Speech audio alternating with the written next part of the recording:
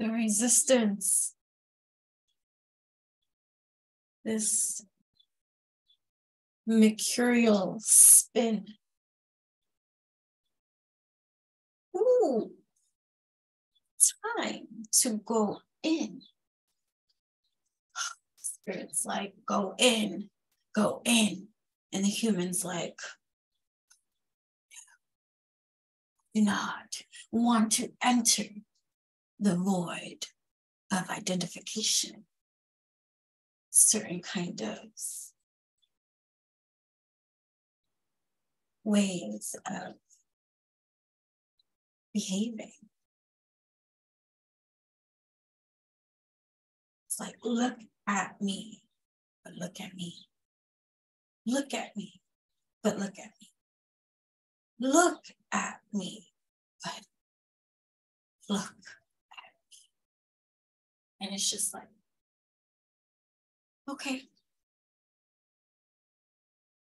Just be yourself. Just be yourself. Who are you talking to?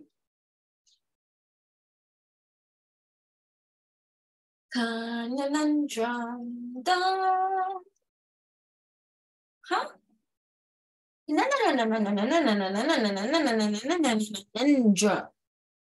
What? Who do we speak to? Who do I run to when I need love? Right? Hi. Welcome.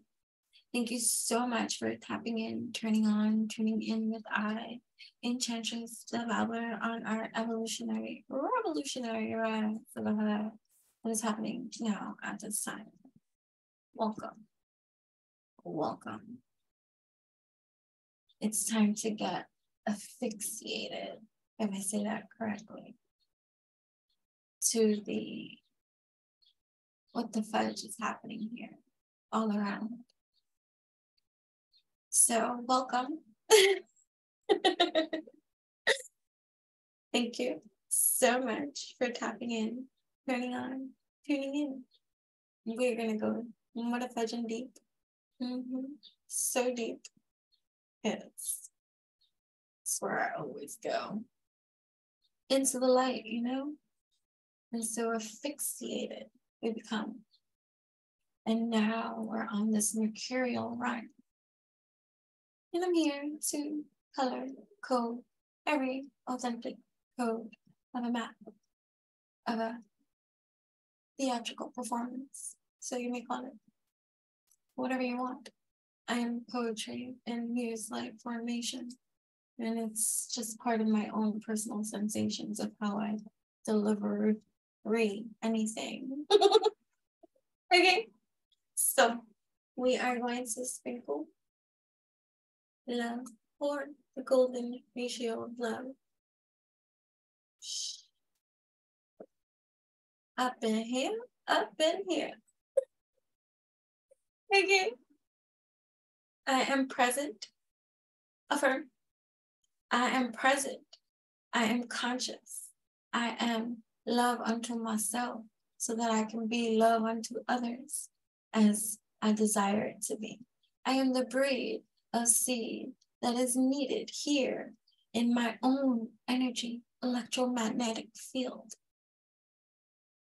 I recognize, I acknowledge, I validate my own vessel so that I can awaken to the sense of hope there really is when I activate from the truest part of my own motor vehicle.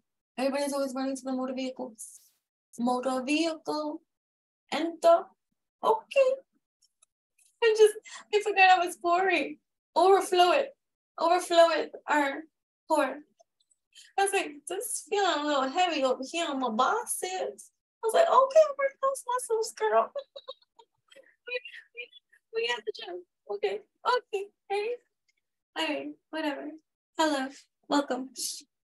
So, I don't know what this one is going to be about. I really don't. All I know is going to be deep. I grabbed arrows. I brought my wands. I got some magic pens.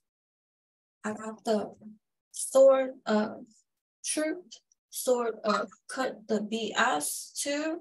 Here, we got the golden ratio of love. We got crystals every motherfucking where here. And incense burning. And yeah. Like, it's challenging. It's challenging to come here and pray and speak here to whom would hear. And it's just like everything is clear. And it's like, okay, what do we have here? No plan mapped out here. This is not we planned out every single box of component of speech, nervous, is shaking. She feels, she sees, right? To go into this stage, right? To perform on any level of anything. It's gripe. And most of us, right, with this age of technology and opportunity to be seen, to be heard, to feel validated. So it seems, right? It seems that way. But isn't, you know? And it's just like, so just be yourself. But it's harsh. It's harsh out there. You know, it's fucking harsh. So I get a lot of like, how do you cope? Okay, I guess we're gonna be pouring out this kind of leveling of hope. Okay, how do you cope in a world that is just so budging harsh and not want to punch it in the face?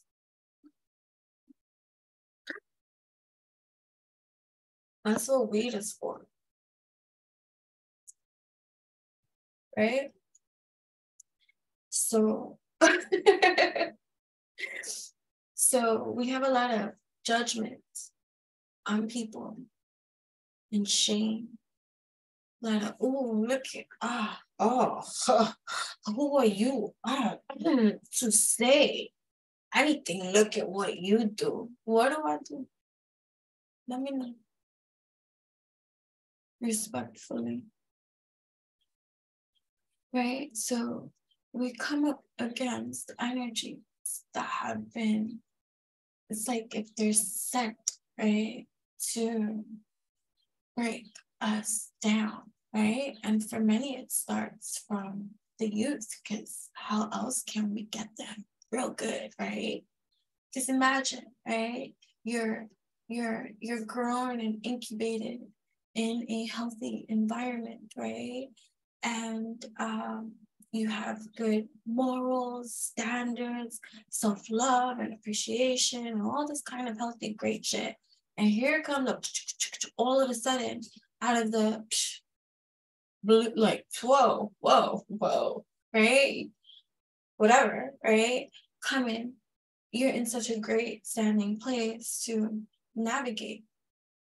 So how else could they crumble you into the nothing of the something we think we are, but nothing if we came.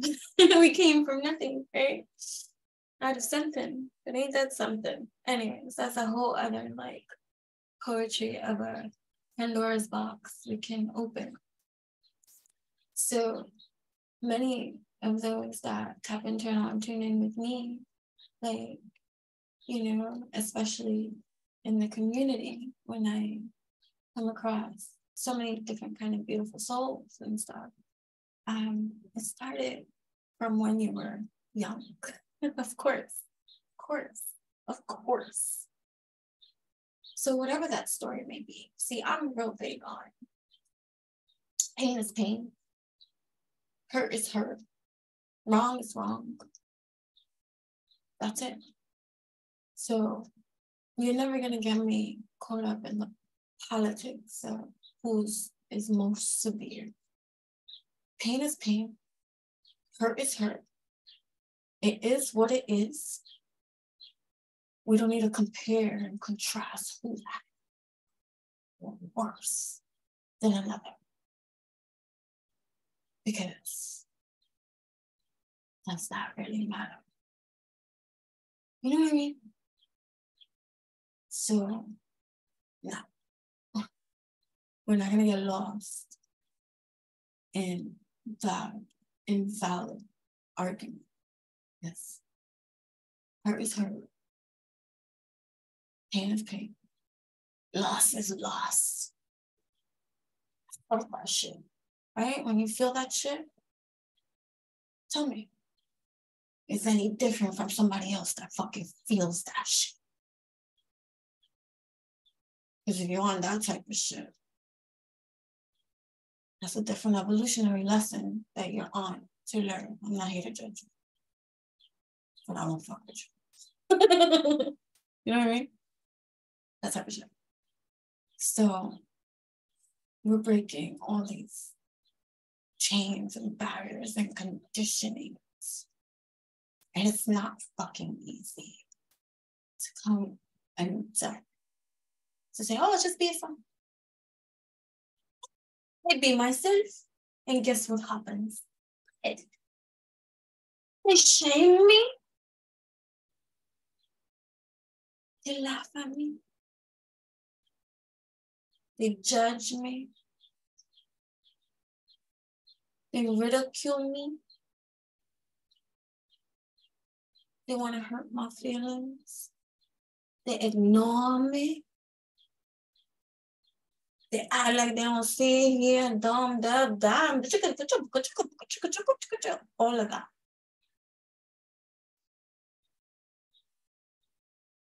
Doesn't that seem like everybody's story of how they feel unheard, unseen, invalidated? Does it matter the storyline? That's where we get our uniqueness from, and that's where we get our expression, and that's where we get to share that with each other. But we got this vanity world, superficial as can be, want to be here and be like on some hierarchy system that's motherfucking invisible, doesn't motherfucking exist. It's some human coin term that's trying to get you in this gripe. It's a mental health disorder. God forbid you say that. Mental health disorder? Yeah. We all got it.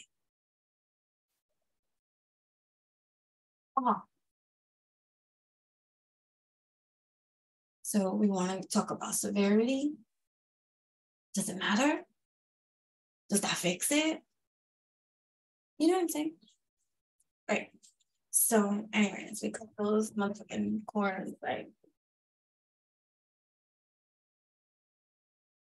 I don't know, you're probably not gonna hear that because I make a lot of sounds, and I find that the microphone that I have doesn't support my sound making.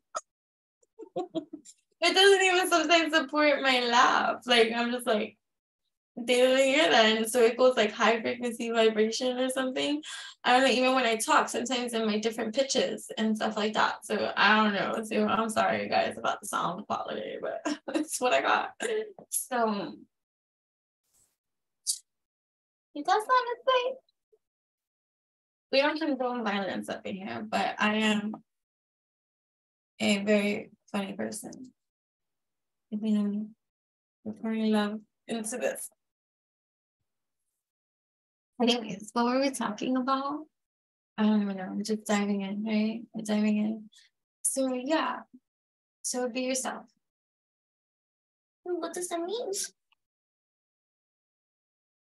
Be yourself. And if you are judged or made fun of or bullied, I hope you find my channel so that you can really feel and be energy of love, support, and healing vibes sent to you in your own shrine so that you can strip that apart and transmute that bitch and stomp that shit out and stand proud in everything that you are, beautiful by far, and shut that shit down. Irrelevant is irrelevant. Let it be. Release it. Untie the tie that was never there. Poof, be gone. Ah, yes, beware. Because it didn't attach to me. Where do you think it'd go? And bouncity back to the nothing it came from. Exactly. Irrelevancy. Stand in your position like Jen. Because she's truly outrageous. Truly, truly, truly outrageous. Whoa, gems. Hey, we got our crystals up in here too. That's right. So, welcome, whatever, right? May you find this channel, right? And feel its relevancy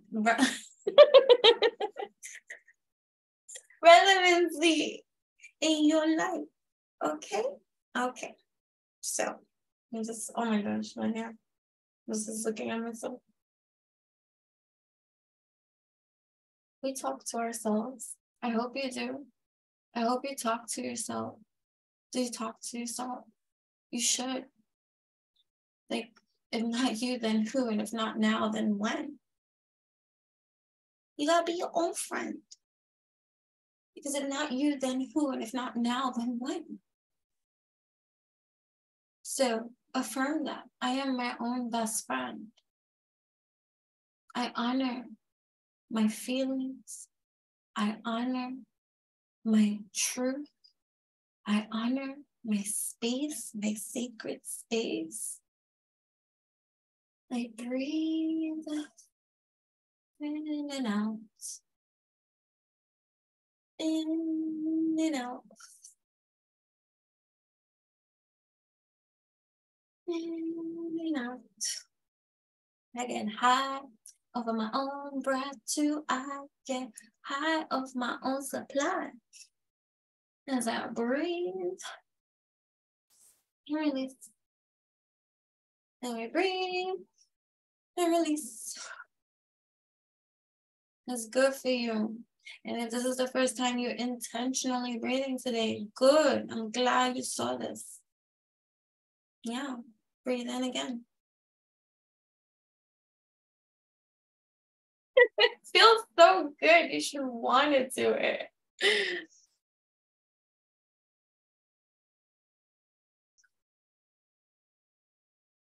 I also have healing beats on in the background, just so you know.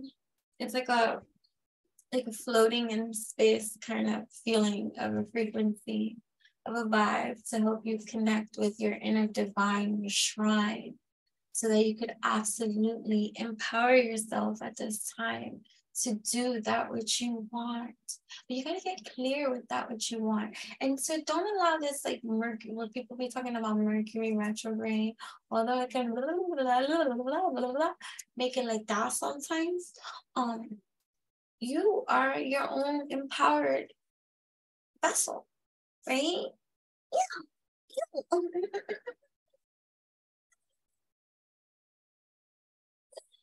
You are. So because you are, and you know this, you have every conscious opportunity to tune into your own energy of frequency. You definitely could tap in, turn on, oh, what you thought? A self advert was gonna come in through. Oh shit, spirit, I gotta remind myself to speak for myself. You could also follow me on Instagram at Enchantress, ENCHANTRESS. On my arm, like I can't forget. And he's like, okay, bring it back. Okay, serious. No edits. Not saying I never will. Just staying with it. Jeez Louise. You want eggs for me? I hear you. Okay. Anyways, what was I gonna say? Oh yeah, at Enchantress. ENCHANTRESS. That's me, the one and only on Instagram. You can follow for free and you can also subscribe for just 99 cents and be privy to exclusive content of hundreds plus infinitely growing and more content that is exclusive to subscribers only for just 99 cents in investment. It has nothing to do with the money. It's everything to do with the energy, the token of energy exchange between you and I, and the gifts of mana that you will receive. That is euphoric and sublime, muse-like energies. You get me in a whole different kind of capacity, and it's good for your mana. It's mana for your whole mind, body, heart, and soul. And it's just a token of appreciation of a thank you for the time invested that you gave to gift these delicious things. You know what I mean? So that's what that's about. And it's always gonna stay at 99 cents. It is what it is. And there's stuff there shared that I don't share anywhere else. And it's like a DIY strategy, because I don't want you codependent upon my energy at all. I want you to be self-sufficient and self-empowered as you should. Hello, like my daughter says, as you should. Right? So as you should be. So it's a lot of like DIY strategy. Yeah, there's tarot. Yes, there's oracle. Yeah, there's like, advice and things like that and whatever. But there's DIY recipes, strategies, different kind of PDFs, templates, printables, things like that too.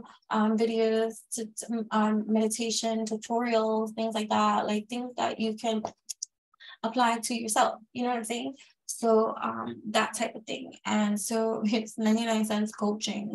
Well, what more can you ask for? You know what I mean? And it frees me to know that I do deliver over there, like constantly and awesomely. And so I feel like if let's say I don't post something, I feel content with the amount that I give over there, the amount that the platform is. And it's even more so because that's what everybody says, like you can charge more, right? But it's not about that. So thank you. So thank you for those that do subscribe. Thank you for those that continue to subscribe, and thank you for those that will subscribe, because that's exciting, because then you get a personal high from me too. And so cool. Yeah, thank you. And then you can also find me on TikTok, which is Alchemistic Poetess, over there. Thank you. Or witchyutopian.com. That's my personal website too. And you can subscribe over there for free as well, and just get, you won't get spammed or anything like that, but you will be alerted to any kind of updates and stuff like that do occur at witchyutopian.com whenever they do occur at witchyutopian.com. But if you want the one-on-one services to work with me and stuff like that one-on-one and another kind of like other way, then that is the route you would take, which you would go to witchyutopian.com, or services of things that I can create, make, and do. That's another type of, you can look at the shop too, because there's a Muse in a Box experience as well. That is dope-tastic, that you should check out, because that is new for 2023. It's been going wonderfully since January 2023. And what month is this now? April, right? We're in April. We're in April. We're in April, guys. All of these messages are timeless. So yeah, we're in April. Whoa. I just had like a space cadet moment, like April.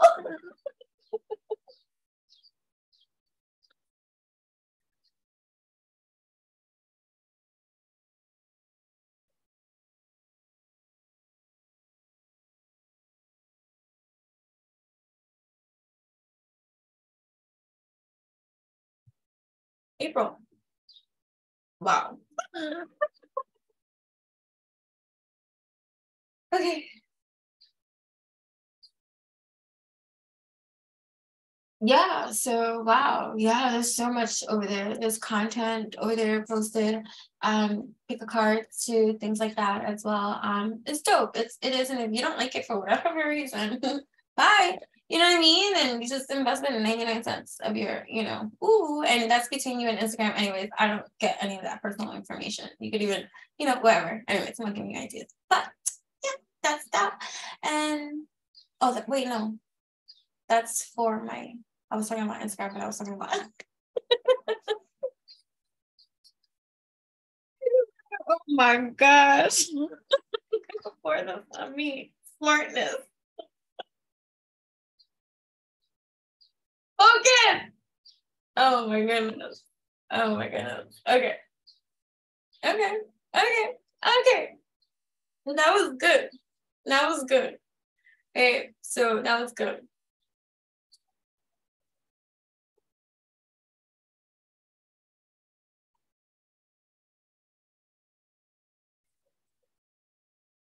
That's funny. That's funny. That's funny. Okay.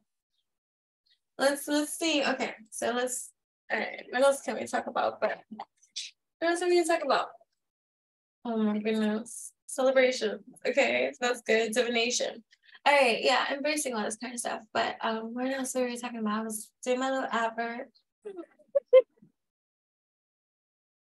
I was doing my little advert.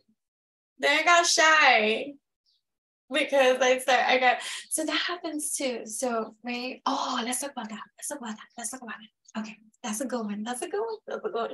Okay, don't lose it.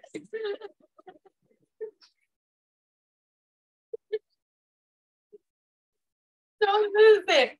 No, but that's a good one. So when we become more and more in our authentic selves, right? The more and more that we strip down, right? And the more see, the human coined word vulnerable. It's just a definition, a thing to describe that which something that it takes from within you, right? It's just a word. It's just a word, right? Vulnerable is just a word. And how heavy the words become depends on every single individual. So vulnerability is something that, like, in our human conditioning, it's like this and intangible thing. Like, it's like, I cannot be vulnerable because this world, going back to the beginning of this video, is motherfucking harsh, right? This world is so harsh. And it's like, I be vulnerable? Yeah, I get hurt. What the fuck?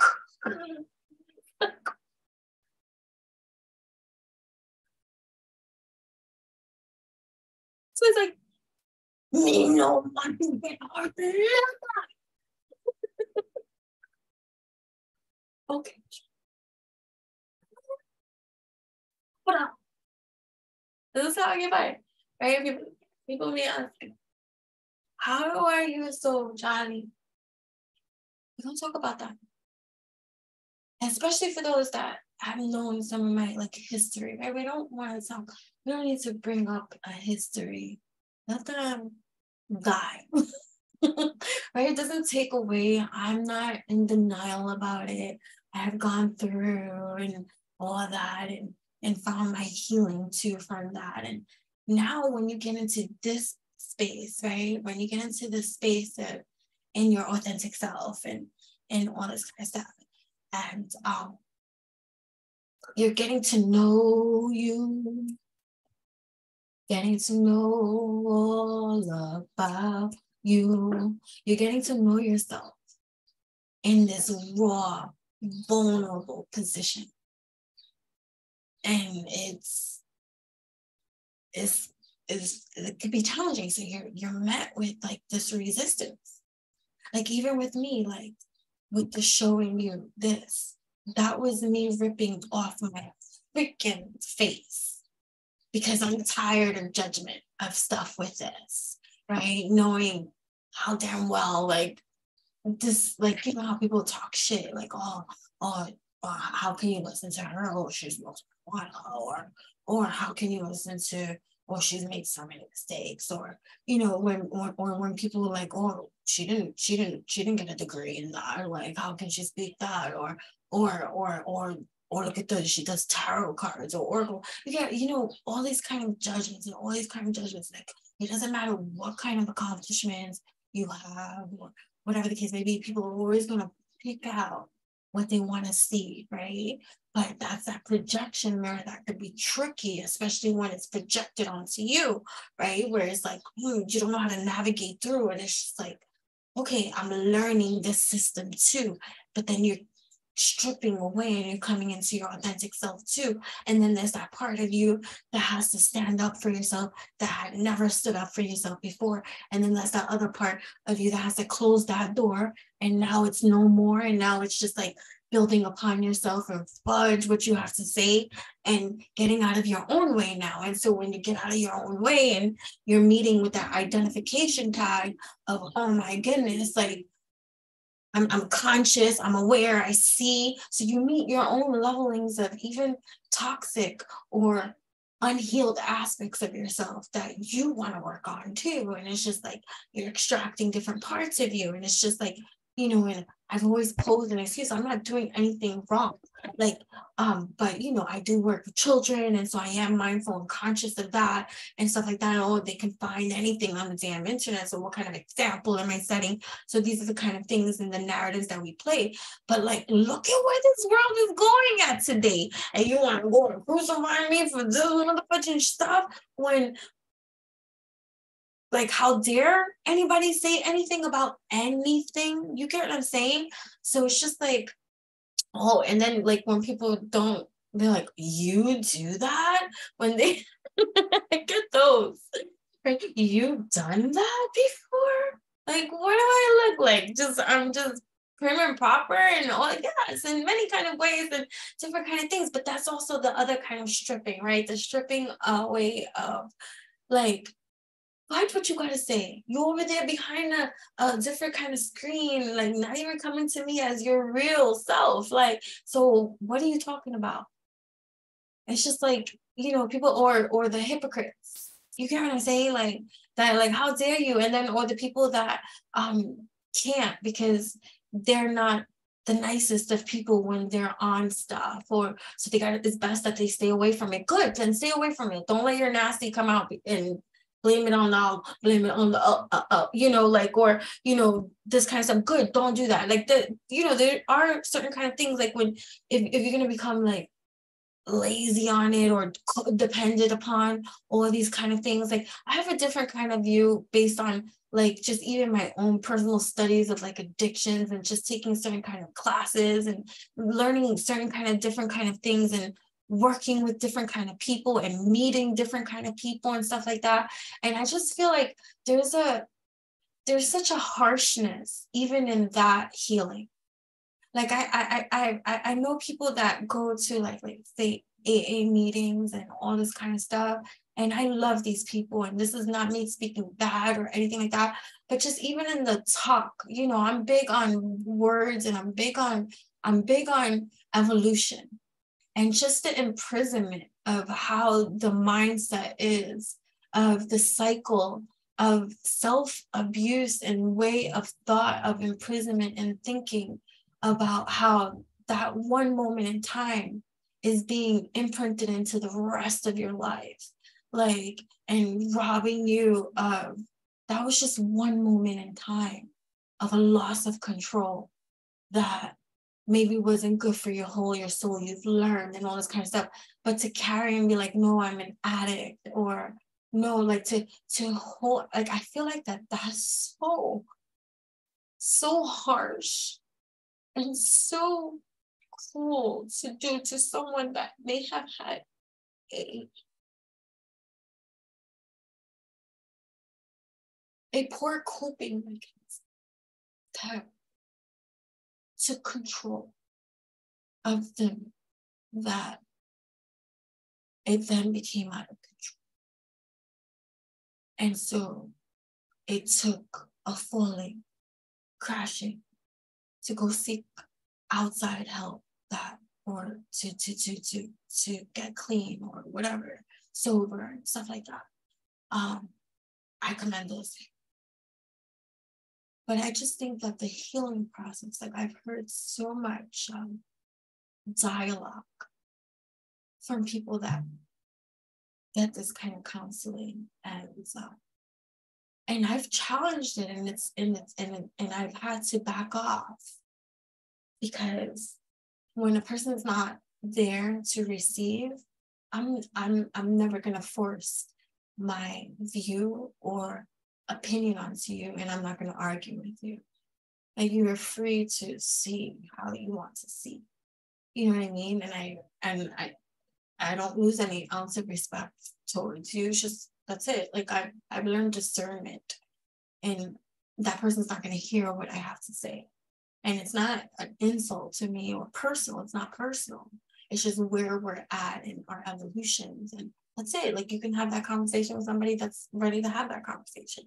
So it's like that. It's like learning to know what you can speak about, to whom you can speak to, and about whatever the stuff that you want to be. And if you want to be in the drama fold and you want to poke, just the same way you don't want to be poked and stuff like that, then, then that's something else. That's something else you got to work on. Like, you know what I mean? But when, and because I'm not in no position, or I don't have certification, and I don't have any kind of leverage for these type of people to listen to me over the counselor and the people that are certified, and they go through, and I don't know what I'm talking about kind of stuff. It kind of puts me in the doghouse. Like, I don't need to listen to you. You don't even know what this is like, or like, you get what I'm saying? But I do know what verbiage, and I am a linguistic coach, and I hear the narrative and the dialogue and the cycle of repetitive abuse of language, of how it is continued to be spoken in those kind of groupings. And I find it very harsh. That's my opinion, that I'm free to have. I find it very harsh. And I find it very sad to have to cycle that level of language that does not need to be spoken in those kind of ways, because it will never let a person release that time for them, because it's always going to keep them at that time fighting against this addiction. But anyways, that's a whole other subject, and that's not what this is about. But yeah, so it's with compassion, and it's with experience of seeing it, growing up around addicts, that, and then having my own habits and addictions, like even with smoking cigarettes, right? Which is why fasting is important, right? If you do drink, and let's say you drink when you go out socially, just think you do YOLO, you have one life to live over here, right? What are you gonna do? Like, shelter yourself and never loosen up or have fun? I'm not saying that you have to have fun in that kind of way. Learn to have fun without needing to have a drink or smoking or doing stuff like that. Like, there's so much of life I enjoy. This is not a chase. You get what I'm saying? Like, it's not like, if I don't have, I don't have. If I don't learn, when I get to it, I get to it. You get what I'm saying? Like, it's a different level of, than when you have to get up, you have to do this. Like, so fasting is so important. This is why I say fast things. You don't have to just fast food. But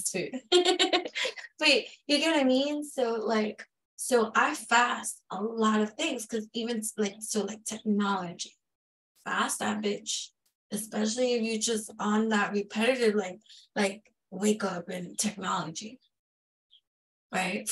Make sure that becomes part of your fast, right? Do what you want. I'm just sharing, this is how I think, this is how I do, this is how I live. You understand? I'm not telling you what to do. I'm just sharing with you. People ask me how I have my peace, how I have my balance, how I have certain kind of things, my attitude, and pure joy to be around. I'm pure joy to be around. I'm not being conceited. I'm pure motherfucking joy to be around. no matter my mood. And that's the funny part. And so I accept it now, right? So that's part of it too, right? So you're here tapped in, turned on, tuned in. You're starting to accept yourself in all your greatness, as you should. Like my brother said, as you should. I love that line. As you should. As you should. Hi, baby. So, what were we saying?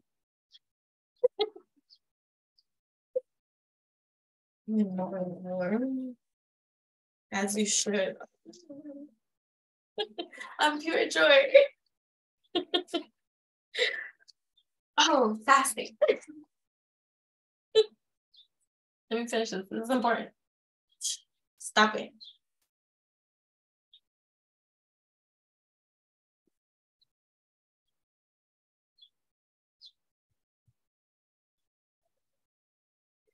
Okay. Breaking chains, breaking stereotypes, ruining my reputation. Oh my God. Oh my gosh. I love it. Oh my God. Right? Like, who are you to tell me about how I am, when I am, wherever I am? I am what I say I am. And if I wasn't, then why would I say I am? If I wasn't, I don't know the rest of the words. China, don't make me channel my Eminem. Healing, we're healing up in here, right? So now is a time for you to give or receive healing. Yes. Wait, you can't see. Okay. You see? Yes. Right? Everyone has a natural ability to heal others. Yes. Even you. I love it. Right? But fasting, right? So, right. So I fast this too, like, like 30 days, like 40 days, like Jesus thing, right? 40 days, 40 nights. You fast the things. And then it's interesting too when you fast, because when you fast, you learn what. So it's funny, my daughter, you know how she got me to, like, ugh, I wanted to hit her. I'm just kidding. We know here. But when I was craving sweets, she's like, those are the parasites talking.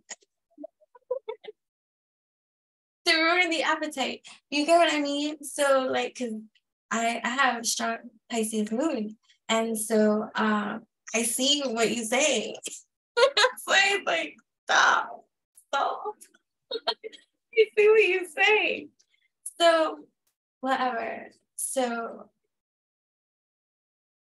I see what you say. No, I'm thinking, I'm looking at my. Okay. Right. So fasting, right? Like fasting, and okay, I do things in threes. If 30 days, 40 days, like, I'm not gonna fast social media for 40 days, 30 days right now. Start small, 3 days. You know what I mean? Right. So 3 days, I didn't do certain kind of things, right? Yeah, like, things like that. Fasting, fast food, if you eat that, right? No judgment here, even though I made a face. It's just the way my I see things.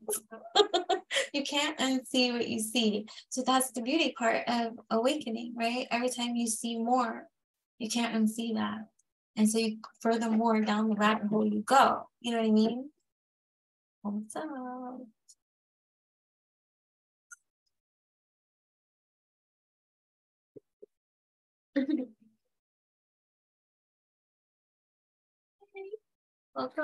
Welcome back. So we were talking about fasting. So either way, fasting I find to be very helpful as a detox, as a detox, as a detox, in so many different ways. And you get to meet the addiction. You get to meet the compulsion. You get to meet the addiction, if there is one. You get what I'm saying? Or and the more that you do it, the more empowered you become, because you're taking back your power by being intentional with what you are going to allow yourself to do and not to do, and not be so compulsive. You get what I'm saying? And so it's good discipline in terms of, you know, just acting in your own best interests. Because who, if not you, then who? If not now, then when? You know? And so making healthier self choices for yourself overall benefits the all, if the all is what's important to you. Because there's no way in hell that if you're not good, that you could really help the all. So you got to be good.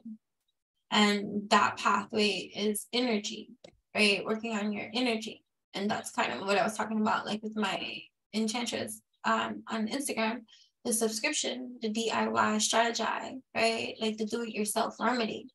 Because if not you, then who? If not now, then when? You know, that type of thing. And so, and being successful with it, it's going to require you to put in the effort, the act, putting in the energy, which is external, right? E, energy, right? But it requires you to energize activation of your own willpower, to put in the effort, which sometimes requires us to seek motivation, right? Motivation comes externally, inspiration comes internally. Like, you know, when you're inspired to make art, when you're inspired to do a video, when you're inspired to wear a certain outfit or do your hair a certain type of way, or you're inspired to color something, to draw something, to sing something, to dance something, whatever you're inspired to do, that doesn't come from any outside external force. You don't need motivation for that. You receive inspiration. I hope this makes sense, right? But the motivation is like where you may need a push, like exercise, let's say, eating healthier, like motivation. That's where you'll seek it externally. Better connecting with yourself, learning external, like, you know what I mean? Like you seek external motivation, right? To inspire you to do that which you must, right? So I hope that makes sense too. But what else, right? So now is the time for you to give or receive healing, right? That's Ebony Moon. Ebony Moon. Look at my pretty. Right? I found her. Like she was a little bigger than my hand, and I got a little hand. She still have blue eyes. She was like, when I brought her to the vet, they said that she was the smallest kitten that had ever been brought to her place. Yeah. So there's a heart on her face, and next time she looks over, look at the heart on her face. It's right here. And then if you see her sitting, the heart goes to her chest, and she has a heart here. But if you just look at her face here, she has a heart from her nose, like her mouth here. But if you see her sitting up straight, she has the heart all here. Wait, my heart. Love, right? Yeah, so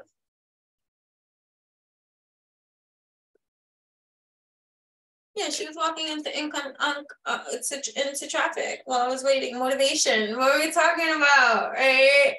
That's funny. Motivation. When spring approaches, the flower fairies urge you to spring into action. If there's something you've been really thinking about doing, they say get busy and do it. Yeah, do it. Subscribe. Subscribe to all my platforms, including the paid one. 99 cents, right? Yeah, awesomeness, right? So so the fasting. So no, seriously. Fasting is a wonderful ally to have in your own personal empowerment journey. Like, because it's not just you know, and just think about it, like the physiological effects of fasting, you know, the physiological effects of fasting, all right?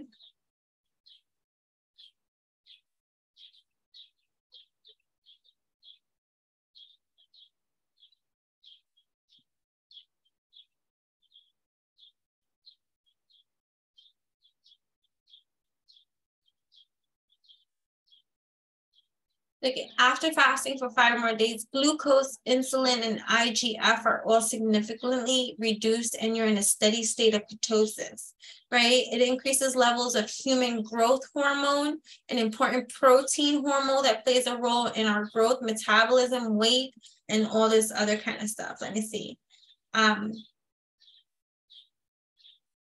Promotes blood sugar control by reducing insulin resistance. Promotes better health by fighting inflammation. May enhance heart health by improving blood pressure, triglycerides, and cholesterol levels. May boost brain function and prevent neurodegenerative,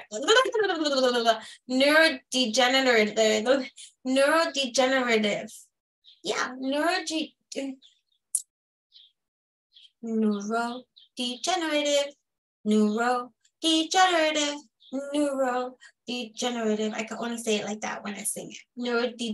Neurodegenerative disorders, right? Aids weight loss by limiting calorie intake and boosting metabolism.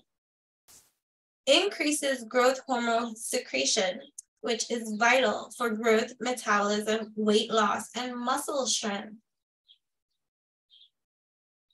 Extends longevity in your lifespan. Aids in cancer prevention and increases the effectiveness of chemotherapy.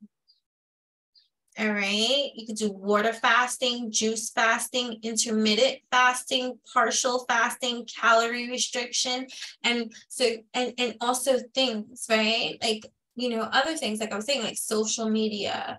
That's a big one because you're me, like being, for me, it's technology too. It's like getting back into the basics. Like I'm the last like one of the last generations that had a life prior to the technology craze, right? So I do know how to live life without social media and other kind of stuff. And a lot of the activities that I enjoy doing don't involve anything technology at all. You get what I'm saying? And even with the reading, I never took to, even though I had a Kindle and stuff like that or whatever, and I did use it because I found it good for traveling.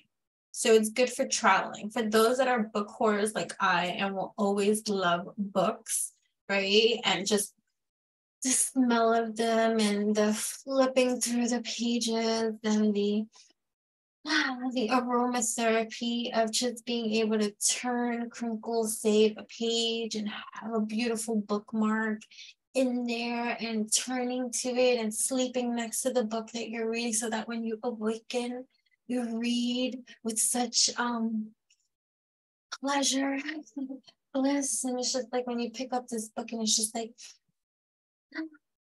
that, like if that appeals to you, I don't know if many of those exist anymore. That's just how I feel about books. Really. And like that was just how I feel about books. True story. I know I'm sorry to TMI, but that's how I feel about books. Like I like books a lot. I don't know. I do. I really do. Yeah. I don't know if you would call that an addiction. Oh my God, I've never fasted. Well, I fasted my collections. I fasted collections of things because I had an addiction to collecting. And now I collect just because I like. and I'm satisfied with my collection. It's no longer a compulsion, though.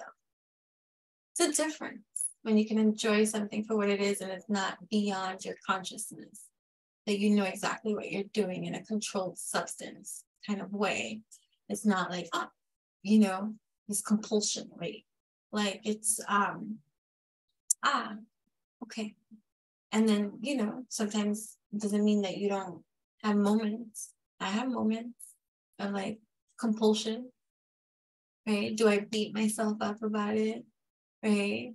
It's like if you want to weigh it on a scale, right? You've got 12 months in a year. How often are you compulsive compared to not compulsive, right? Maybe tracking that this year and seeing, and then working on your fasting throughout the year, and then seeing next year's disciplined results. You know what I mean? Like people are like, no, I want instant. I want instant. Get ahead with the program. Do the work. Right? But because life is life and everything is a process for our progress, patience is key. And there's no rush to anything. Right? It's just enjoy the process. Now, why are you doing it? The compulsion to just do it. You get what I mean? To have a result that is perceived to be filling, like fulfilling. That's a lot. It's an illusion, right? That's going beyond. Like if you keep chasing the next great feeling, like of something, of an accomplishment or whatever, that's compulsive. That's like an addiction to an adrenaline of some such of not being present. It's being future, right? It's like being present now, right? That's so important, right? That's so important. You should definitely go check out my Instagram subscription, just, you know, whatever. But yeah, because you should. At Enchantress, ENCHANTRESS. There are wonderful meditative tools to help you to further connect with yourself that just require like 3 minutes of your time.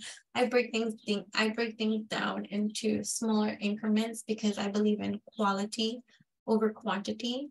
And sometimes you can have a whole lifetime of an evolution in 30 seconds that you fail to recognize in the last 10 years, decade of your life, right? The last 10 years of your life, you just like kept flying over your head. And then this 30-second powwow that was so much quality. It was like, oh my goodness.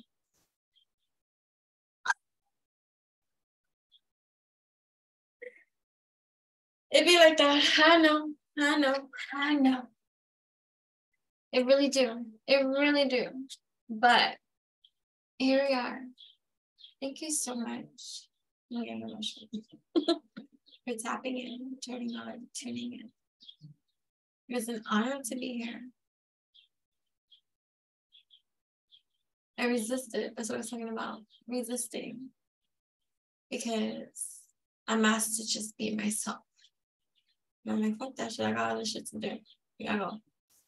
And I'm always myself, and it's just not, but it's just in a different way. I understand what it is that is being asked of me. I'm not here to like convince you of that or anything. I'm just here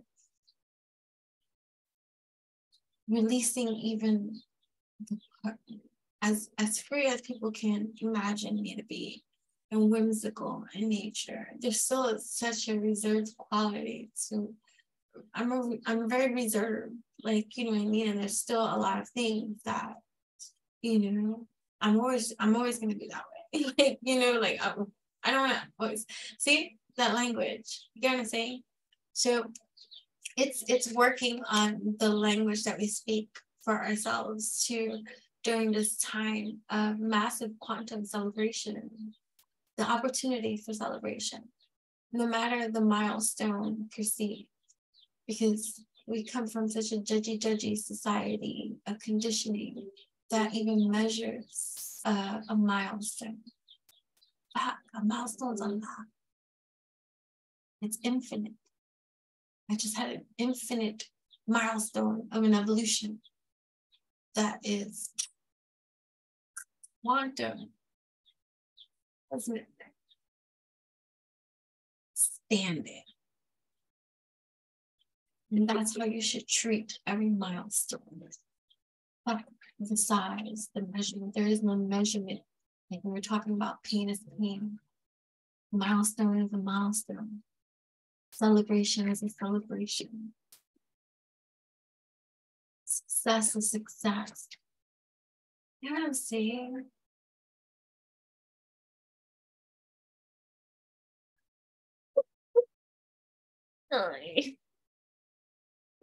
Transformation. Right? So this fairy tells you to surrender to a transformation in your life that's happening for your highest good. Embrace your transformation. The best is yet to come.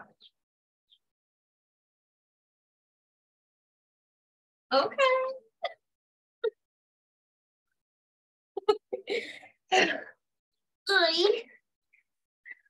Precious time.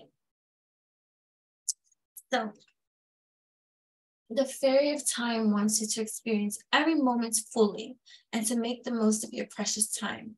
Be mindful not to waste others' time either. Right? Taking deliberate action. That's what I'm talking about. Consciousness. Consciousness into every step that you do, every step that you take, every move that you make. I'll be watching. Let you be watching you. Right? Observer becomes engaged with the vessel that it is. It's like meeting thought to feeling. Infusing thought to feeling. Meeting sound. I hear profound. It's making sense to me now. Right? Understanding the operator of the operation that's happening here. You are the master alchemist. You are the master creator. You are the manifester of the manifesto. And so you're making tangible that which is intangible. And so present is a gift to you to be. And so when too much focus is upon either the past energy, it takes you away from the power in the now, which creates the future that you worry about if you are stuck in the future energy about what you must do for that, not remaining conscious here in the present. So now, here we are. Light operated, activated. And so we walk into this space of clarity with full consciousness about how we choose to navigate freely as challenging as that can seem from the present state of being that is trying to surrender and free themselves from the conditioning that grips one, creating stagnation or that feeling of stuck or tight. You know, I can't speak. There's shame unto me for that which I speak that might be different from the everybody that seems to be the same. Right, going out of the limb, is that how you say? Going out of the limb or the whim? The limb or the whim? The limb or the whim, whatever it be, don't lose a limb when you out on the whim. That's it.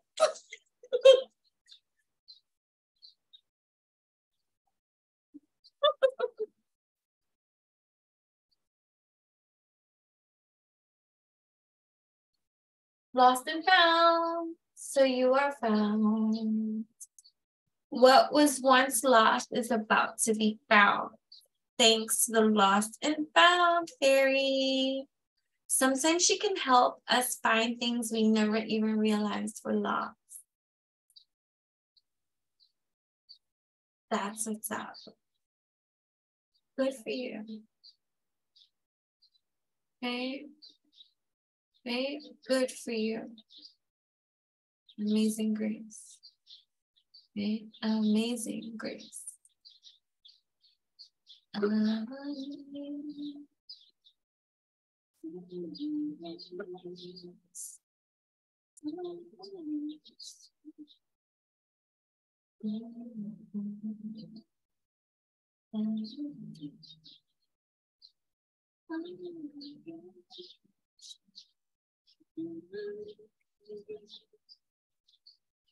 that song.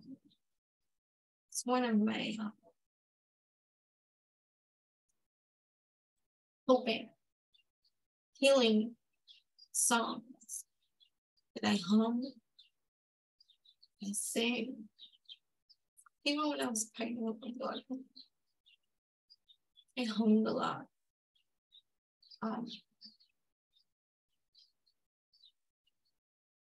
I sang. I read a lot to her. I was going to school too at that time and working full time. And it's very healing, doing different vocal sounds, which is something I practice, lifetime practice, of singing in different sounds, and not really realizing till later, you know, when you put things two and two together, right? When you put the parts together, the pieces, and you fill in the blanks, and you're like, and you understand better the benefit of having such a practice. You know, singing was always important to me, and so like I took courses, like got vocal lessons, things like that. And so it's something that's stuck with me. So whether I sing or not, but I'm always singing, you understand? And I'm always humming, and I'm always doing different ranges and different vocalities. I don't know if that's a word, but it should be. And so it's something that I talk about, and especially in coaching and in sessions, like even tarot, it always comes up for the type of people that tap into and tune in with me, or session with vocal training, throat chakra activations. And so there's a lot of that happens. And I recommend that, truly. Throat chakra activation. Yeah. But and it's funny too, because my daughter, when she was born, we called her, like, one of the nicknames too was the humming baby, because she would hum like an infant, tiny baby, and she would be humming with her eyes wide open.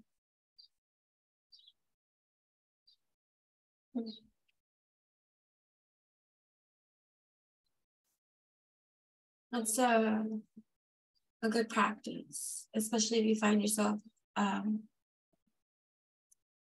getting lost in your thoughts that might not be serving you. Change intentionally, consciously, shift your frequency, energy, vibration. And that is one little life hack you can use at any moment that you need to get the fuck out of your own head. Right? Especially if you're a self-saboteur. You can use that opportunity to start fucking humming. Humming will be much better than the thoughts that you allow to circulate your brain and entertain and help you to make poor choices because of the thoughts you're allowing to live inside of your energy fields. So you want to nip it in the bud. Granted, there's other things you're going to have to do, but for that moment in time that you want to annihilate that mofo, humming is a nice, simple solution that you can DIY yourself. You're welcome. You can also let me know how that works for you and how helpful that is on your journey after hearing it here, because you're welcome. Seriously, it's fucking helpful. Especially if you are OCD or neurotic in your thoughts in your mind, and you could think about 50 million things at one given time, and you need and that 50 million things in that one given time may not necessarily be the right thing serving you at this time, and you gotta nip it in the butt, and you just like, hold up. Mm-hmm.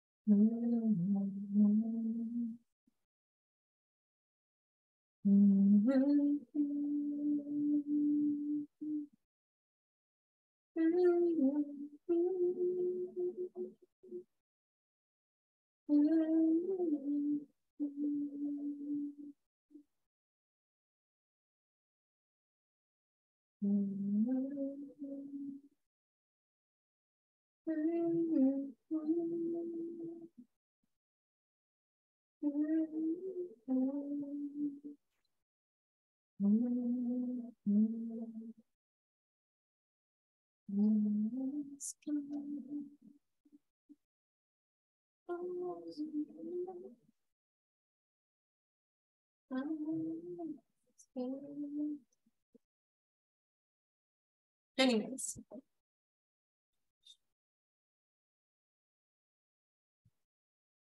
for whoever that would be for,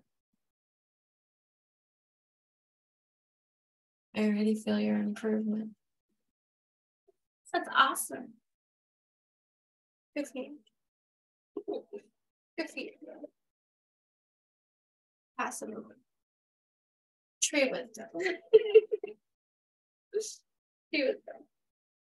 This tree triad will help you navigate through your current situation. Her flute can reveal insights and answers to the sounds it makes. Through the sounds you make, music, remedy. Through the sounds you make, energy, frequency, vibration. Through the sounds that you make, the sounds that you allow to infiltrate your electromagnetic field. Right? I listen to a lot of binaural beats to frequencies, right? Vibrations. I have a lot of tuning equipment too. Tuning forks, singing bowls, different, I don't know the names of some of the instrument things that I get and that I have, but I use them, like, different sounds, frequencies, bells, chimes and stuff. I want to use them on here more, but I realize that every single time I bring anything out, you don't hear it or it messes up. So I don't know what that's about. But so I do it from my phone, I guess, but that shit takes too long. Music. What? Music. All right, listen carefully, for there may be a message like I'm so grateful. Friendship. Oh, right. That friendship circle. Here we go. Listen carefully, for there may be a message in the music you hear. Music can lift your soul, rekindle memories, and charm fairies to your door. Fairies, friendship. Fairies and humans alike need friends. Now is the time to seek out those who will support and encourage you on your journey to fulfill your dreams. And that too has been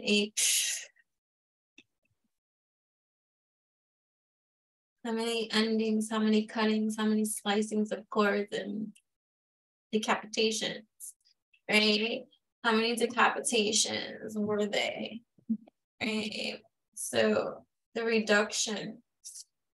And even like, it was disappointing too, because when I decided to be intentional, like, and put myself out there with making like new type of friends and stuff like that, I'm not saying it's all so bad, but I'm just saying, you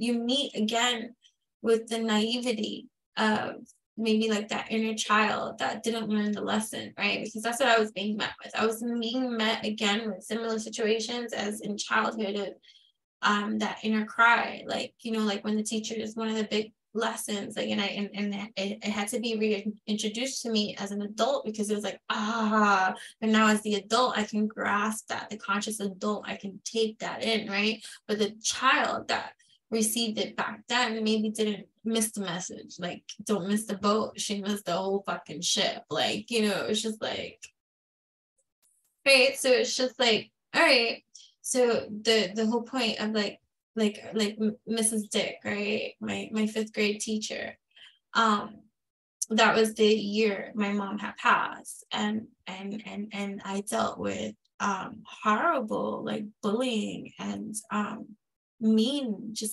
like, they were even talking about my mother's casket and how my mom died. Like, there were so many versions and stories about how my mother died, and all this kind of mean, cruel stuff that came from my best friend too, so this is young kid shit, right? And I was only 9, like, at that time when that was going on. And so I was crying to, Mrs. Dick, and my cry was, but I would never do that. And just hysterical crying, because I'm like, that was my cry. And she's like, Jennifer, you're gonna have to learn that not everybody is gonna be like you. And the faster you learn it, the less it will hurt. I was 9. In the ear, out the other. But when we think about karmic situations and lifetimes of cycling out behaviors and patterns and conditionings, that's pretty much similar pattern of existence of friendship too, that you experience, like, even up into like junior high school, whatever. There was this one girl, and so mind you, at this early on childhood experience, I was already into astrology. So I'm really grateful for that, because it allowed me to know everybody's sign through my whole entire life journey. And so I was convinced by the time I was in high school that Gemini was my nemesis. Like, beef with the sign of Gemini. We were Gemini, like, we had usually problems. But then I was challenged by that, because I ended up having a great friendship with the Gemini. You understand what I mean? And then I had a horrible psychotic relationship with the Gemini man. Like, you know what I mean? So it's like right. But I'm grateful for always being into astrology. That I always ask. I may not remember your birthday, but I always remember a sign. You get what I mean? Like, I won't remember your birthday. Chances are I won't remember your birthday. But I know your sign.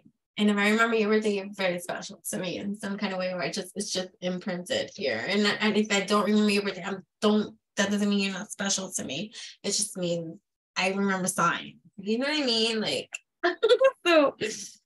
so anyway, it's just the way that it's programmed into me. You get what I'm saying? Program, right? Program is a key word in our conditioning, right? Reprogramming our programming and all this kind of stuff. Because I even had to symbolically give up my astrology thoughts, because that's programming too. Where does this fucking information come from? You get what I'm saying? So so that was a whole other decade of life, right? Like, this rabbit hole of what is really real type matrix, get out the matrix type of experience. Like, whoa.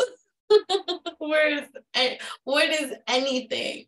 That was put in here too. Anything was put in here too. So, a lot of unbecoming to becoming, right? Ourselves and things like that. So anyway, so the lesson too, like, so part of the cycle of like that And so she was not the first person, even in therapy, right? We go through different forms of therapy. And so, especially if we have abusive, traumatic experiences in our life, it's important to seek out therapy or to seek out counsel or mentor or something that is going to be, also do the things that you need to do, like, to tap into your energy field and heal and all this kind of stuff or whatever. I'm grateful for the arts. I'm grateful for my expression. I'm grateful for always being into poetry, reading, dance. I'm grateful for always having this artistic side, this creative side, this other tap that I tap into and allow to express itself, even though my journey with it publicly is new word. My lifetime with it is, I'm thankful. I'm thankful for always still coloring, even as an adult. People are like, you still color? Yeah. Thankful for still drawing, still creating stuff, still doing picture art and all of this kind of stuff, or writing poems and writing stories, or journaling, scripting, monologues, acting, different kind of things. Like, even if it wasn't public, it still existed, right? Because it was real for me. So that's also too part of the stripping down, like the evolutions of the generations of the souls that come even before that have stripped down naked before, to help the collective energy field to get into, to allow me to even be born into a generation of life that others before me had already energized into existence. Get to know thyself, child. Right? These are like our ancestors speak, right? Because the energy exists. All the energy that you create in your now exists for that, for the later in life, right? Whomever that be, even if it be you in another cycle lane. You know what I mean? The imagining. But believe in magic, and I hope you do. Matt, you always good. I don't know, but it's big red shoes.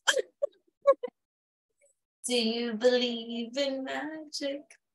Open your eyes and see the magic that's all around in nature. The high nature is so important. Oh my goodness. It is so important. So I think I spoke about it where I said I was going to be putting down rocks in a certain type of way. Like I had gotten like river rocks to make because I said the birds, right? I think I did speak about this. Right, when the birds, they just fucking make a mess, right? Like birds are the only species now. I know the shit where they eat. Like, don't show where you eat or sleep. You know what I mean? Like, so they don't sleep there. So I'm just saying, like, whatever. Like, so they make a big mess when you do the stuff. Even if you put it in a bird feeder and all this kind of stuff, like it just makes a mess. Like, it makes a mess. So I wanted to do something or whatever. So I made like this. I just did a trail of river rocks, like where I want the food to stay now, like where I want it to stay. It's cute. And then like I added also because it gets dark at night and there's like passageways, and so I put solar lights like leading up, so it's like a path that's leading up and whatever and stuff like that, like a path. So and that was also like, although I do spend quality time in nature, not doing absolutely any of those kind of things, but that was like it was something, and it looks so pretty. Like I took a picture, and at night the lights, it just lights up like a passageway, like you're walking into another land of Oz, like to the back of the house, like and it goes to the back. And maybe I'll share that picture. I don't know. But you know what I mean? I'm just, whatever. But I'll share in the community board. You can go check the community board, which is somewhere I post every motherfucking day, whether I post a video or not, every single day, and let it go and release and stuff like that. All videos are previously recorded and aired at later times, right? So anyways, but I always Google, right? I know. But do you believe in magic? But check the community board too. You know what I mean? So I don't even know what the song is going to be called. Like, is it evolutionary? It's not. I didn't talk about anything gifts, but like Enchanting Babble. Duh. Life energy. The happy fairy of sunshine brings lots of life-giving energy. Yes, she reminds you to shine your light and to reveal anything in the shadows that needs to be healed. Shame, ridicule, right? Oh, we were talking about like those old friendships and all those kind of things, and getting into the place of feeling this alchemy, this energy of alchemy to be the best version of yourself every single time. And that doesn't mean perfection, right? We're perfect. We're perfectly imperfect. We're imperfectly perfect. That's it. We're imperfectly perfect, and we're perfectly imperfect. We're imperfectly perfect and perfectly imperfect.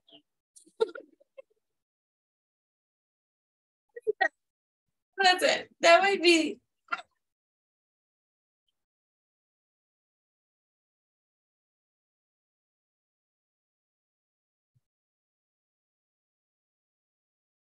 This right here, too.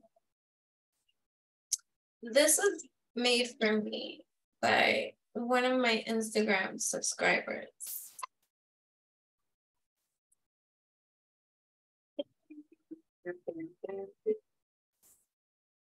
Right. And it's like, 1 second, babe. 1 second.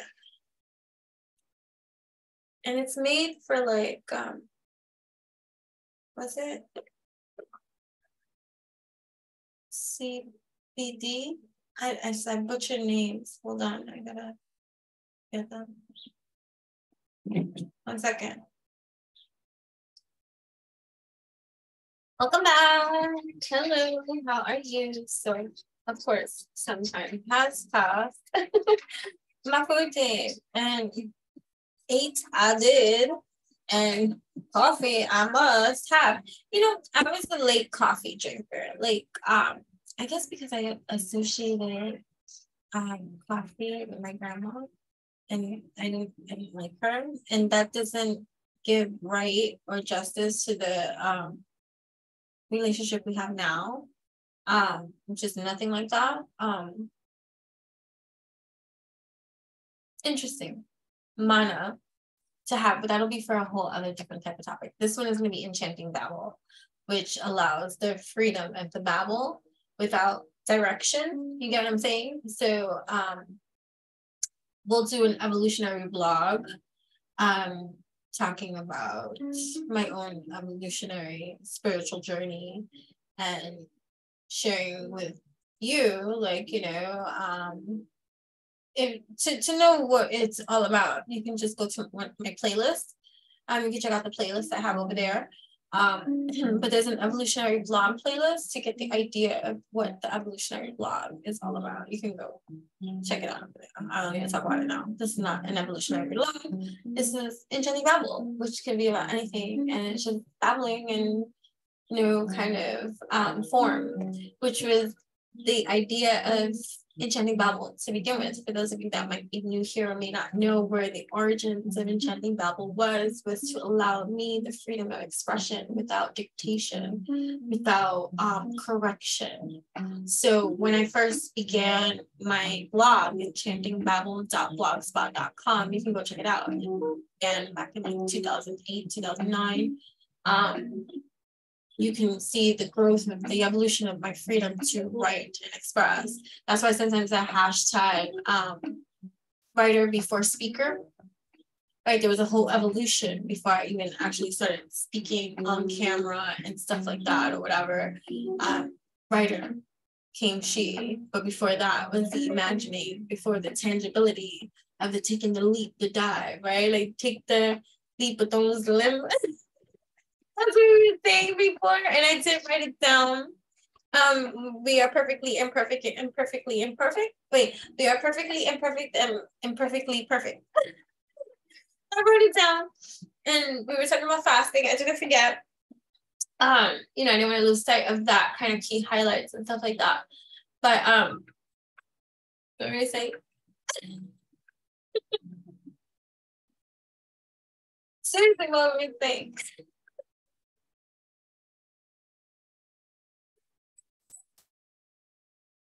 Sips coffee. Coffee, and I was a late coffee drinker and all this kind of stuff in the Enchanting Babble. The differences between the Enchanting Babble and then my blog and stuff like that. So you can see the evolution, right, of my journey, right, before coming to you here comfortably, you know, so not the same timid, reserved, although I still have reservation, right, which is the shipping down, and which is also the bringing out of like, even just this, like just another, like, just rip off the mask, whatever's there, and then that's it. Come on then, right? Like, what else? What else can I get you for? Like, you know what I mean? Here we go. Right, but it's the coming undone of ourselves. But anyways, right, so enchantingbabble.blogspot.com. And that one is another baby that had its own success rate and blow up deal that was, you know, surreal for me because it was an accomplishment for real that I never set out to intend. But anyways, Enchanting Babble originated with no edits because I was beating myself up about having lack of certain kind of technology. Like, I am a single mother who raised my daughter on her own. So there was a lot of, like, even though, like, you know, granted, I did well, considering being a single mother, not on the system, like, you know, and ambitious enough to hold down the fort for her and her child, because I didn't want to have to, not saying that I didn't fall, not saying that I didn't have to start again. Trust, like, there was even an eviction notice, you know what I'm saying? Like, dealing with, you know, highs and lows, but always never wanting her to suffer. So doing whatever I had to do, you know, to hold down the fort for me and my kid, you know what I mean? To give her the best life I could possibly give her. Granted, it's a roller coaster ride and all this kind of stuff. But in those sacrifices, some of them were technology things, like things, she had everything that she wanted and needed, because I made sure of that, but that didn't mean that I got to have that same liberation. So I wanted her to have a pretty decent, well-grounded type of experience with travel, which was something that was important to me because it was something that I didn't feel like I had as a little girl, like growing up and stuff like that. So I made sure that she got to experience stuff like that, you know, too, and also never feel like she's without. So spoiled brat city, right? And of course, when I was talking about that, I talk about it in this video about I had a mindset about my arch nemesis, whatever, being my polar opposite sign in both Vedic and Western astrology. If you want to look at it like that, we'll talk about that too. But in Western astrology, Gemini, my daughter is a freaking Gemini. First, I would give birth to a Gemini child, the one that I had this arch nemesis type feeling with. In Vedic astrology, she's a Taurus, which is my polar opposite too in Vedic astrology, which is Scorpio. So in Western astrology, I'm a Sagittarius, and she's a Gemini, which is my polar opposite. And in Vedic astrology, I'm a Scorpio, and she's a Taurus, which those are polar opposites too. So just think about it. And, you know, like when I was talking about, like, with my grandma growing up and how I did not, for real, like, I got called off the will, like, when I was yay high. Like, you're okay. That kind of stuff. War type of things. Uproar. Toxic, you know, dysfunction, for real.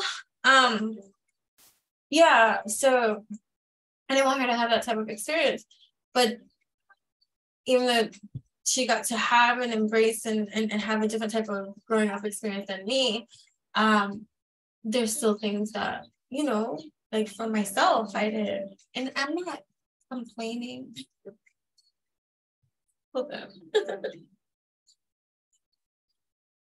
Really not complaining. And I didn't even look at it that way.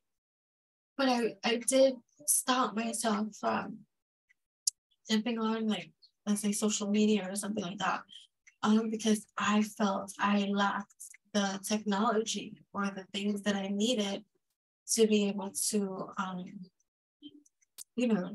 start it or do it. And I made all these excuses. So when I started the Enchanting Babble.blogspot.com, it was no more excuses. That's it. Come undone type of thing. No editing, no rewrites. Like, so there was rules to Enchanting Babble.blogspot.com. I wasn't allowed to edit. I wasn't allowed to change nothing. If it was misspelled, mistyped, whatever, anything eroticness, because I have that, like, OCD, obsessive compulsive type of certain thing with certain things, not everything, but with certain things. Of course, it's with certain things for everybody, right? Like when you have that OCD type of thing with certain things. And for me, it was with my writing because of how prestigious my writing is to be seen, because I write these masterful papers, and that has been in my upbringing and my uproot, right? So part of this this video is talking about destroying your reputation. So it's kind of like that. So Enchanting Babble was about destroying my own reputation with my reserved nature and just allowing my own expression to express itself. And so that's what started a lot. And before that, before it became Enchanting Babble, which was publicizing kind of like me, Jennifer, behind the Enchanting Babble, I had a hidden one, which was Live Journal. But even on Live Journal,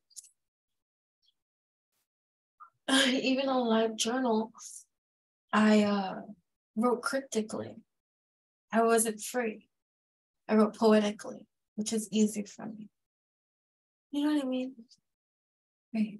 So anyways, music again, right? So slow down. All it has to do is breathe.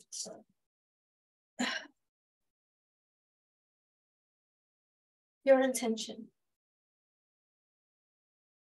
The fairy of manifestation will help you to use your wishes wisely.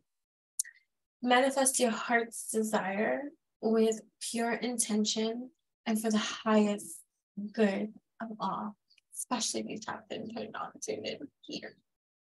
It's for the highest good of the all. And that could only mean that what you do, that what you create is only the greatest, especially if it's attuned to the energy, frequency, vibration of the highest good of all. It's not self-serving, although it is.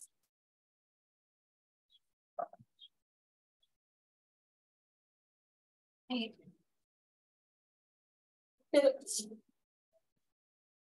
I said it was gonna be deep. Why you thought? Did you not hear my composites, my astrological composites? They should tell you enough, and I have not even revealed all my astrological composites. But do you understand the dial pad of dial tone that I just have this immediate access code into that is just solidified in me with some of the dominating composites that I have grown to get to know, and like, whoa, these seeds we sow, and the identification continues to grow. As I evolve and as I expand, I just I get into command posts, and I get into this energy of frequency and vibe that is audacious in every kind of way, because it stupefies and mystifies the other mind of some outside influence external from the existence of hypersensitive I be to its nature. And it's like naughty by nature, external from I don't hate you, but stop coming this way. You know what I mean? Yeah, straightforward extreme. That comes easy for me. But so Enchanting the Babble, enchantingbabble.blogspot.com. Go check it out. Still over there. Had its rise. For real. Without my knowledge. I didn't know because I don't know. I didn't know. I knew even less at that time. And it took somebody outside I asked to do something for me that saw the stats and saw the type of feed I was receiving. What is that? Engagement. I don't know. And me oblivious. Right? That's that Pisces moon, like, doo, doo, doo, doo. Meanwhile, it was just a healing tool that I was tapped into and now tuned into because I was just listening and I found a voice and it was loud, you know? So that's important. That's important for you to find your voice and may it be loud, no matter the size of the roar. Loud enough for you to hear it every single time, every single day, even some more. And practice will make you perfect as you are growing, knowing that you are perfectly imperfect and perfectly perfect. You know what I mean? Hidden depths. There's these hidden depths into your whole entire stream of existence. You know what I mean? It's something hidden is about to come to light. Perhaps a secret or memory at the back of your mind. When we expose what's hidden, we can become free. And that's what we're talking about. So I'm trying something new too, and I don't even know how it looks, and I'm a little bit self-conscious about it, but I don't care. Like, you know what I mean? Like, I'm there already, like, strip rare. Like, you know what I mean? Rare form. I'm in my own rare form. But so I heard somebody say, they were like, when you're recording and to look into the camera, and I think about that and I'm like, what do I be looking into? So now I'm being conscious about what I'm looking into, and I'm looking into the camera, but I feel like I'm looking up. So this whole video I might be like, I've been looking at my nose. But you know what I'm saying? So, and I'm trying not to look at myself, like, because whatever. And they're like, we know you're looking at yourself and you can tell. And I'm like, do I be looking at myself? I just be talking, you know what I mean? But I guess talking to me.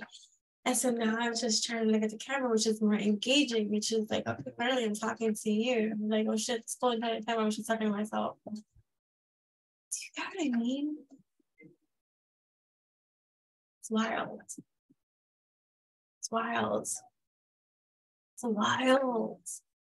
You wild. Awesome. So I am going to complete my sentences. I was a late coffee drinker. I started drinking coffee in my 30s, and I realized that my thought about coffee was negative because of my association with my grandma and my relationship with her most of my life, right? It's interesting when you choose to shift beyond the circumstance. Like, so what do I mean by that? It's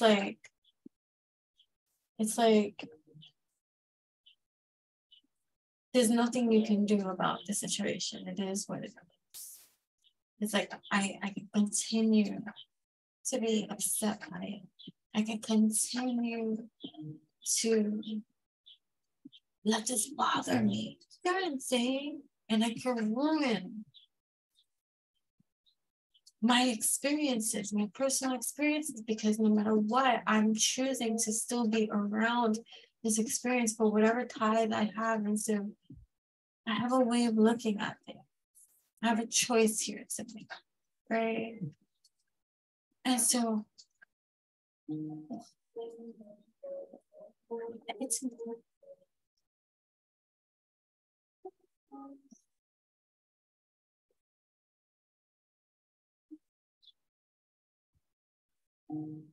For me, one of the most challenging persons in my world to like was my grandma.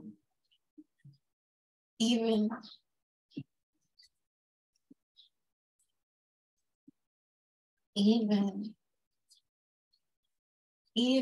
when I saw the good, I didn't care. That's how I felt. Even when I was shown, I'm talking spiritual, there was such a hardening. Like all my anger in life, I guess, it out on this woman. Because I didn't like who she was or who I perceived her to be and how she was towards me. Which, granted, it doesn't take that away. My shift in my relationship with her now was a gradual one, but it was purposeful. It was intentional. Because the hardening and softening had to come from me. Right? And the relationship was never going to change if I didn't change. And it was like, how do I change them? I don't like this woman. That's how I felt. And the me now that speaks this doesn't feel this way about my grandma. That's not nice. Like, I don't feel this way anymore. But it doesn't mean that once upon a time ago, like for those that knew me, especially in the past, there was nothing nice that came out my mouth about my grandma. And how I completely felt about this woman, there was no hell hath no fury like a tongue, like a scorpion. Lethal be the way. And merciless. I'm not proud of that. And I'm not.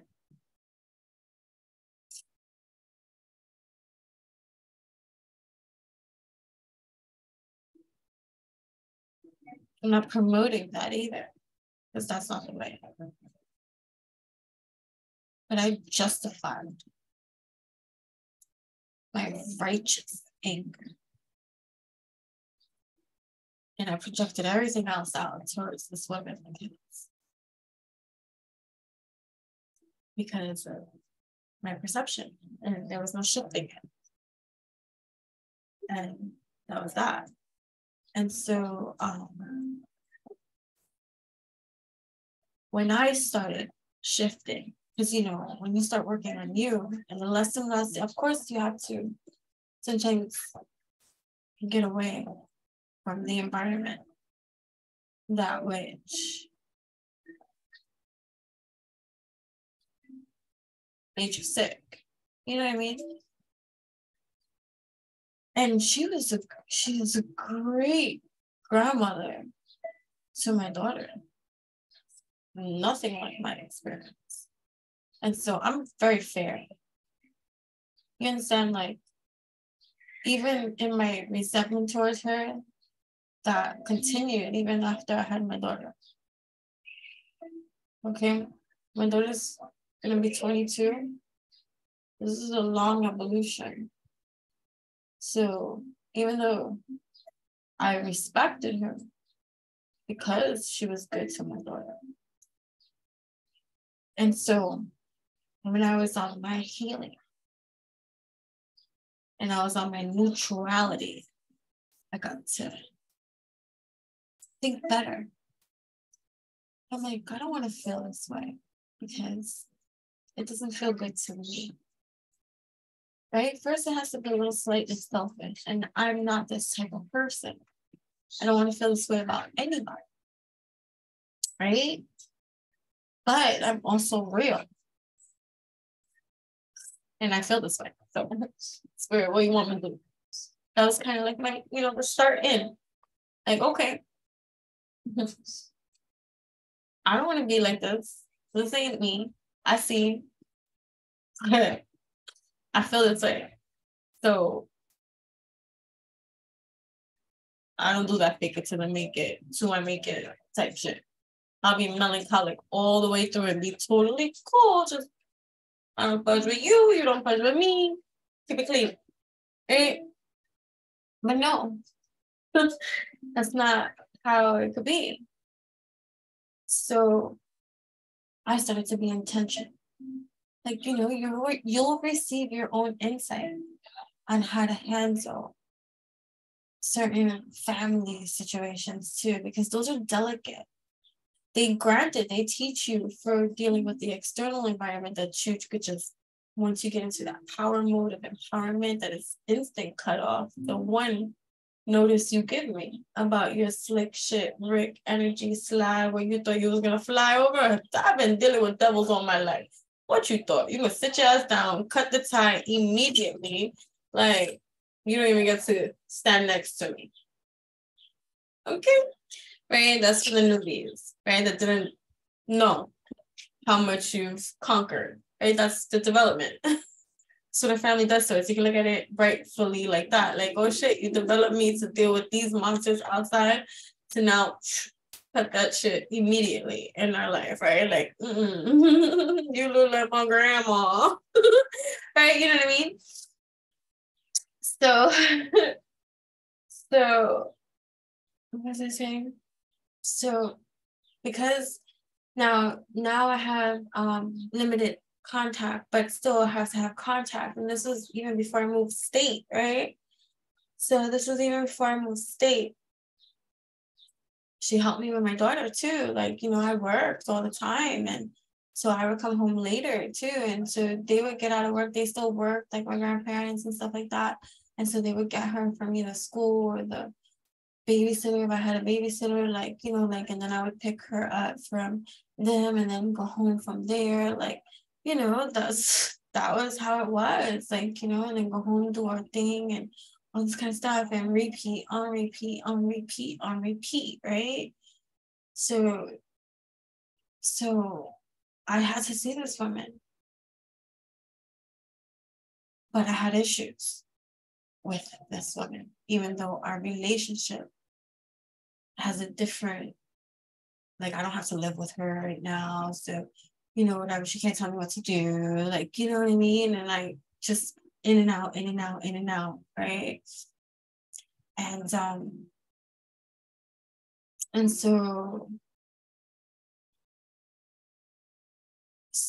I wanted to, because I know, so one of the things that were standing out, so what everybody excused with my grandma and saying that everybody could know, like, where if my family was to hear this, they would, first of all, they'd be mad that I'm talking like this, but whatever.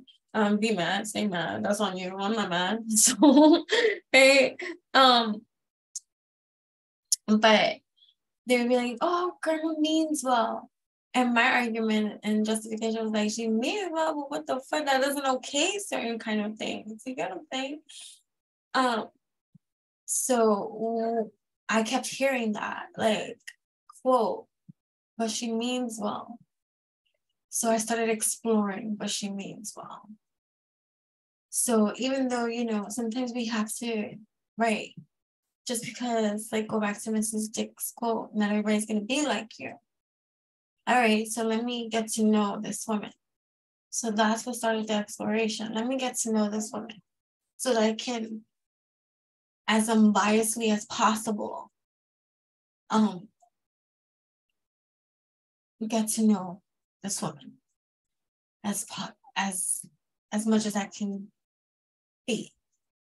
So I started to look to see she means well. And then I started to see what that can be. And then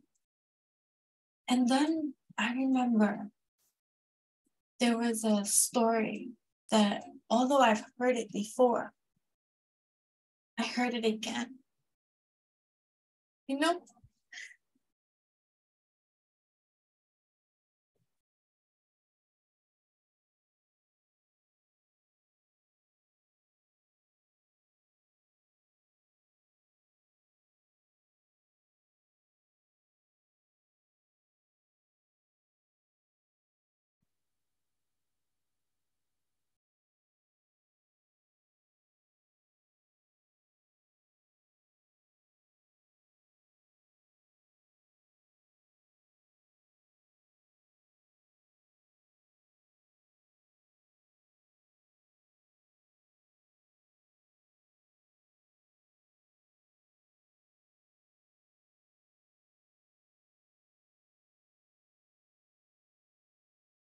It was about her endurance as a woman and her pain.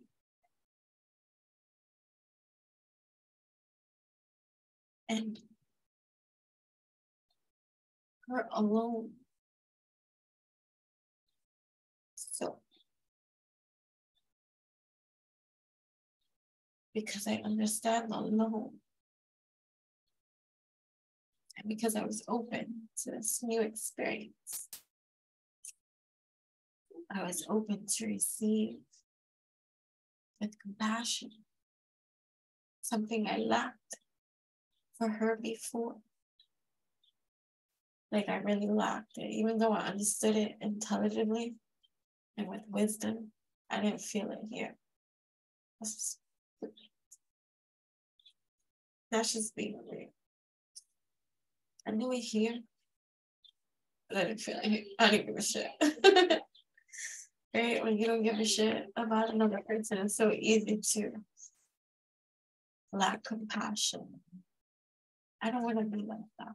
I want to have compassion because I know that feeling when people lack compassion for you because they don't care. You know? So I heard her story for the first time, even though I've heard it before.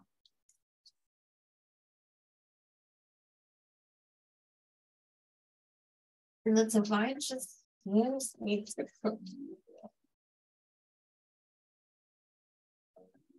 real different.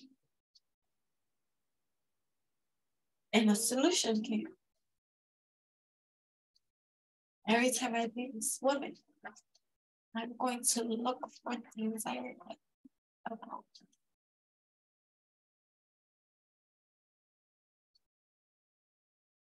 And so every time I saw this woman, I was looking the same that I liked about her. And it started superficial at first. Oh, grandma, I like your sweater. Oh, thank you. Grandma, I like your hair, glasses, or whatever. Thank you.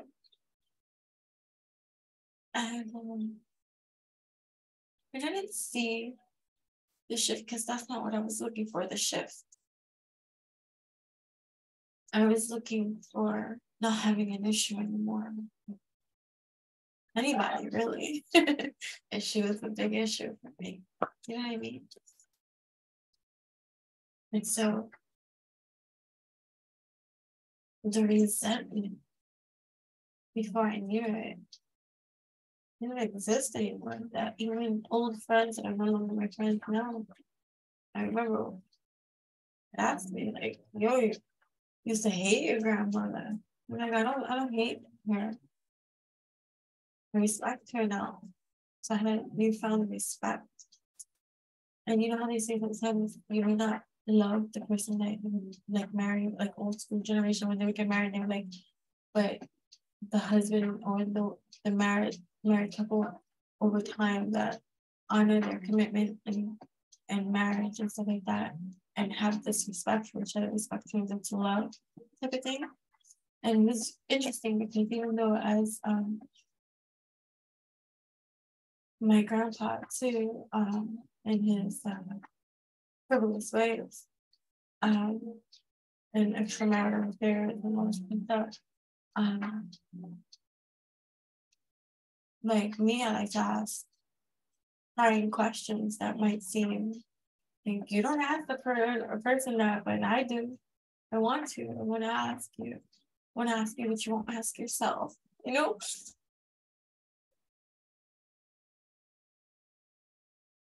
I asked him. I wanted to know. You know, you find ways to ask. Like, we did all these extramarital affairs. Like, you know, like, then why you married grandma for? Like, what the fuck? You know what I mean? And he instantaneously, like, without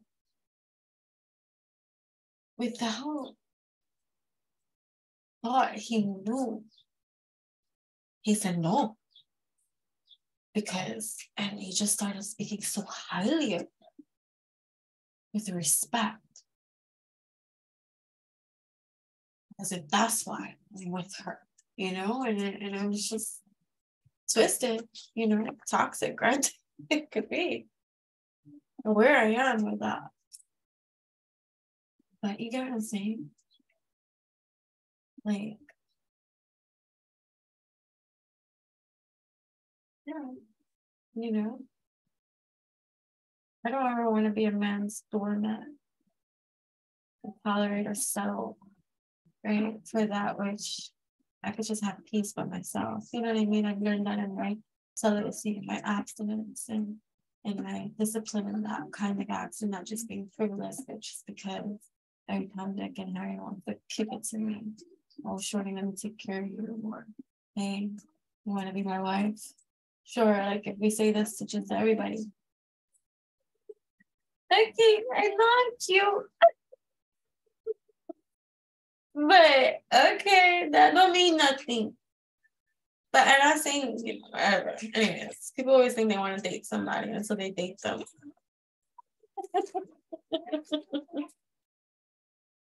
Ay. I want to know if we could be friends first, okay? Let's enter my doorways that way. All right, so stargaze. Let's stargaze together. Okay, so anyways, let's get into the second go. Time to go. That's what I'm like. I don't know. So I'm like looking at myself now, and I've been looking at the camera, and so now I'm curious as to how it's gonna look because I'm talking to you, and you too, but you. Anyway, when you gaze at the stars, you give yourself fairy focus. Your intuition will flow more freely and reveal what you need to know about your situation. Right? So yeah, so now let's flash forward 10 to 15 years later. I have no concept of time.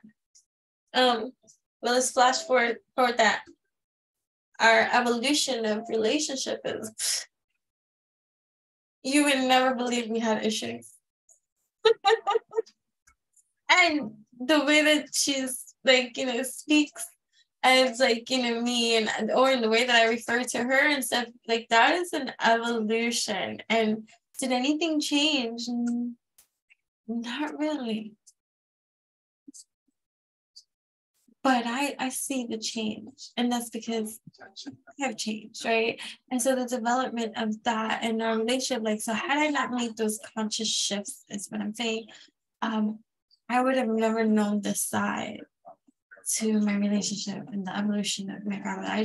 I share that, not to like whatever, because I share it because I'm bearing witness to an evolution of shift in thought and act and willpower and taking the action to do that which was necessary in order to allow this. I mean, and it's not false. There's nothing fake about our relationship and stuff like that. And granted, I live in another state and I don't see her as often and stuff, which is helpful to that type of stuff because people will be who they are. And if they don't evolve and change that, and that's with discernment, that you keep a healthy distance from whoever you need to. You get what I'm saying? It doesn't take away, but it doesn't mean you have to have a horrible relationship or encounter each and every time you see one another. You know what I mean? Or have resentment that holds heavy to your heart. Light as a feather, stiff as a board. So I'm trying to go out like a bang in this one to see if, let's see what the callback number is now when you go with nothing, holding on to nothing. Like, what do you mean I come back? That's a whole other multi-dimensional fact of stuff we can dive into at any other given time, but that's not about this, neither here nor there, but we're just everywhere, because this is what Enchanting Babble is all about. It's about going everywhere and nowhere and somewhere at once. I see.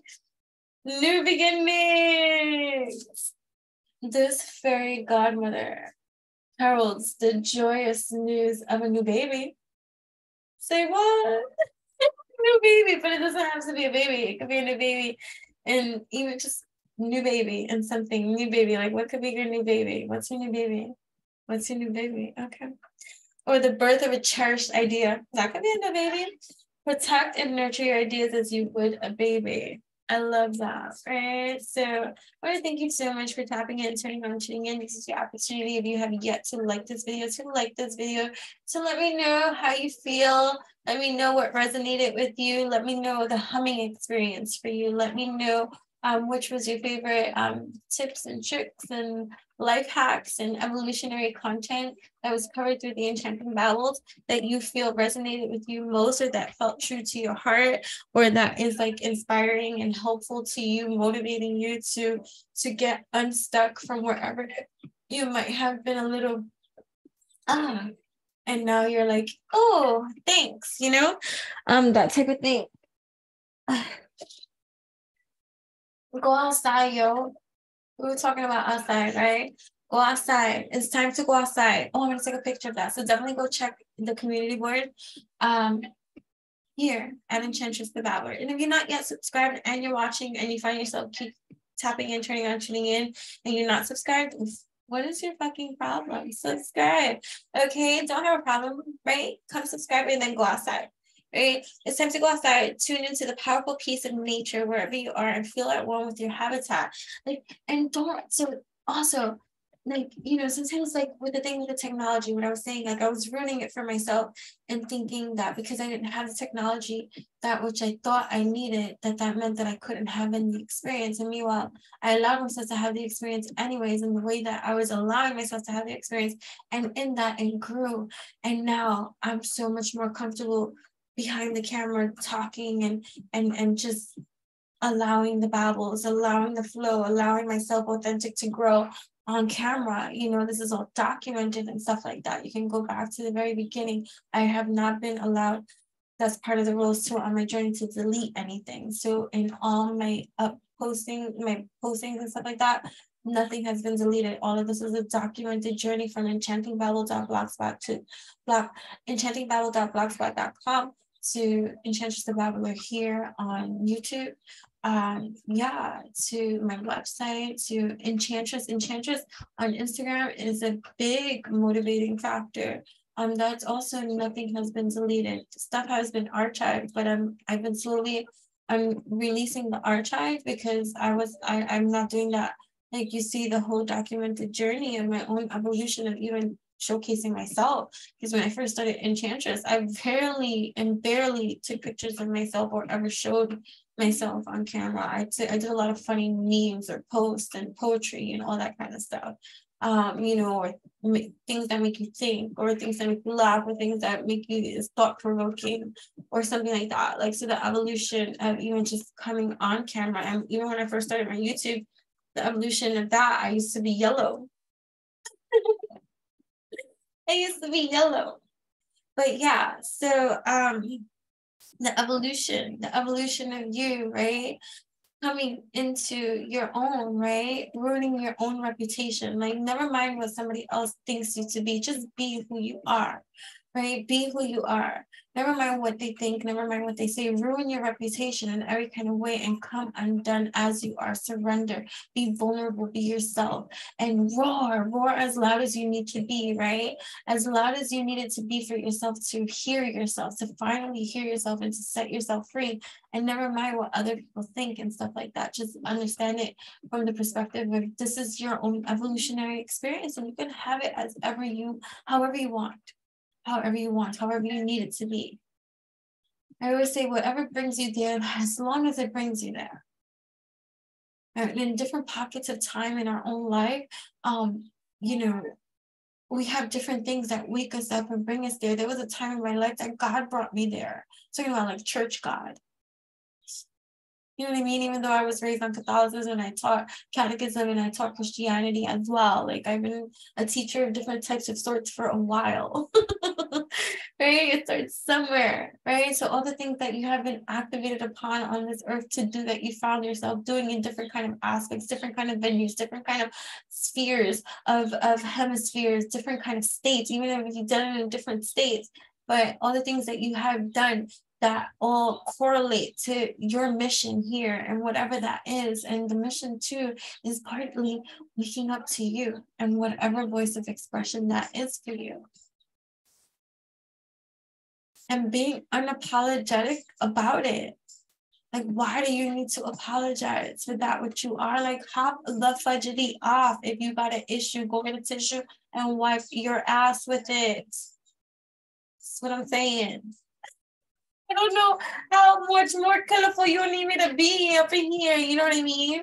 I was talking about this too. I just looked down and stuff like that. So I wrote her name down because I didn't want to say, but it's Janice Jai. I know that she doesn't advertise or even sell anything. And she made this specifically for me. And I don't even know if she makes it for anybody, but I just want to be, it's with hemp.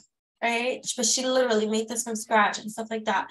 And let me tell you, like, I use it because, like I was saying in another video and stuff like that, like I use my hands a lot. Like I make a lot of things, I do a lot of things, and I do body work and things like that. And my hands are a big part of my life purpose and stuff. I do a lot of Reiki and all this kind of stuff, and just I have healing hands type of thing. Like I touch you, my hands have been called God, like, you know, like that type of thing. Like it's just part of my path. It is what it is. Like I'm not tooting my own horn, but I'm tooting my own horn. Like why not? Like what the fuck? But anyway, so like, you know, I do get like there's wear and tear, there's aches and pains, and we all are subject to having that type of stuff, especially, you know, whatever body part you use repetitively and stuff, you're going to have normal wear and tear and aches and pains and stuff like that. So anyways, this was for pain. She made this for pain, and I'm going to be very freaking honest with you. I use this for like when I feel inflamed a little bit, like because that's sometimes what I get, like full moon times, new moon times, not new moon times, but full moon, like I get that extra water weight type of feeling, or like or when I'm cycling, you know, for period. I know that might be TMI, but I know there's men and women here and stuff like that, but that's for the female aspect of what you'll know what I'm talking about, how you get bloated and all that kind of stuff. And I don't like to feel heavy. I don't like to feel heavy. I'm very light and very light and bright and very hyper most of the times, and my energies are on high levels, and I teach almost every single day. And so I'm talking about yoga and things like that too. So yeah, I'm high vibing most times. And so the last thing I want to feel is lethargic or like fucking heavy, like you just ate a freaking huge big meal or anything like that. So, you know, there's a lot of different things I do for self-care and things like that. So anyway, she sent me this, right? So it's at Janice Jai. That's what I call her. But Janis, and this is just a thank you, Jai. I don't think she sells anything. I'm just sharing that this is love. This is just complete love. And this is a complete thank you and stuff like that, because it actually works. Like, and it smells good and it's nice and it's, yeah, it works. So anyways, that was just thank you. For real. She is also a highlighted subscriber of mine as well too, which is dope as fudge, and I appreciate you in every single kind of way. I don't know if she watches my YouTube channel. I'm not sure about that, but either way, it's just a thank you anyways. And you can go check out her page because she's very natural in remedy, and that's where we bond on. Like she's all natural, homeopathic, herbalist type of, so she literally plants her own stuff, and this comes from her own type of supply and growth. She has like that magical green thumb type of thing. I don't have a magical green thumb, although I did well with my herbs when I was doing my teas, and I have my own personal, you can check that out even at Tea Alchemy. What was it? Tea Alchemist? What was it? I don't remember the name, but it has an Instagram too, but so many Instagrams I've gone through. I forgot the name. But anyways, my tea alchemy. My tea alchemy. Oh my gosh, you can check out all the plant stuff and things like that. And that's what I had to bring them, because I love making things from scratch, like in that kind of way. My teas and my dry herbs are a lot from the stuff that I have for my own stuff. But when, you know, I moved and all that kind of stuff too, I didn't set up where I wanted to do. Like, I've been just preoccupied anyways, and I'm not doing the teas anymore. That was another big step of mine, like closing off the subscription that I had, subscription platform that was doing wonderfully well and stuff like that. And it was just a decision I had made, because it was a lot of, it was taxing. As nice and wonderful as it felt to make them and things like that, what became what I was making as just for myself and just for a few like clients and things like that, turned into this whole like, oh my gosh, I gotta make teas kind of thing. And it was a lot, and it started to feel heavy.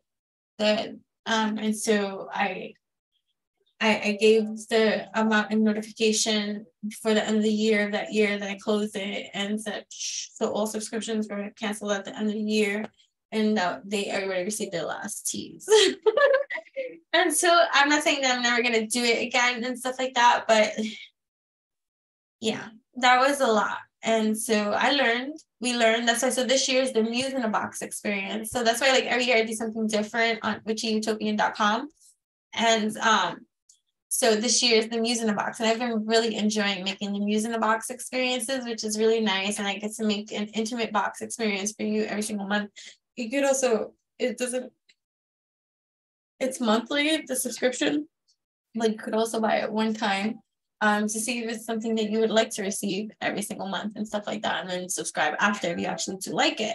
So I've been enjoying making those, and it's been really personalized, and it's handpicked goods along with handmade items and rituals and certain kind of personalizations that are unique to every single individual who has a subscription with the Muse in a Box experience. So I've been having fun with that. Whether it's going to go into, what year is this? 2024? I don't know yet. It's only April, and so far I'm still enjoying making them. So that's what you get from me. So all I can say is witchyutopian.com is get it while it's hot, because everything is a mood within a schmoon cycle when it comes to me.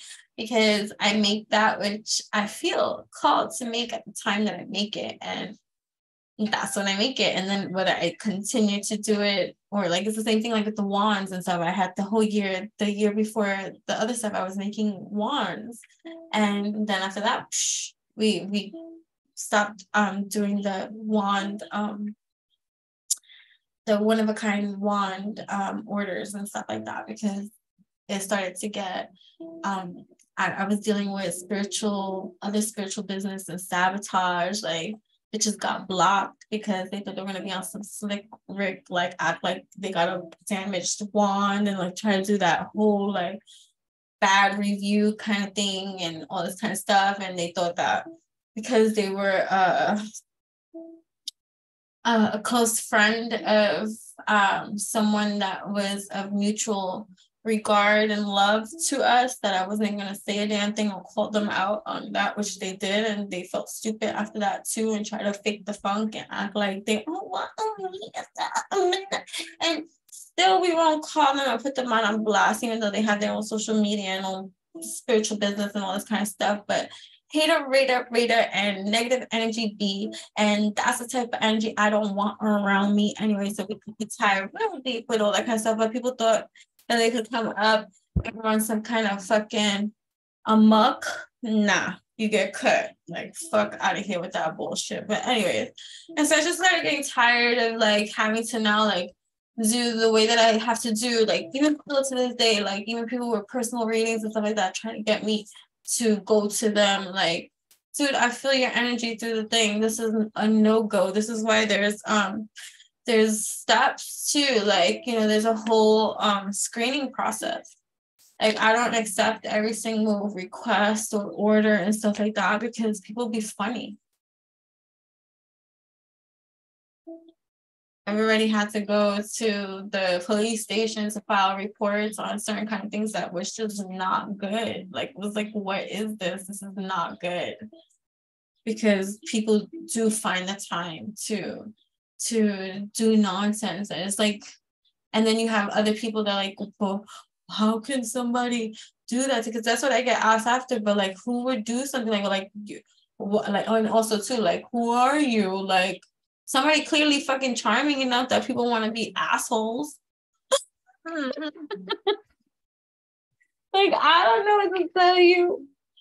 Moderation. We gotta do things in moderation. For inspiration. Right? So, is there something you know you shouldn't be eating? Try to eat mindfully and healthily. Were we talking about that? Or was I don't know where I was talking about that. Oh, I think it was a picture too that I posted of my daughter and the food and stuff like that. I don't know. Anyways, although the fairies say that a little bit of what you fancy is fine. Moderation. Inspiration. That's what we were talking about with fasting too. Like fasting to help you with moderation so that you don't do things in excess. Fasting, I like that. Fasting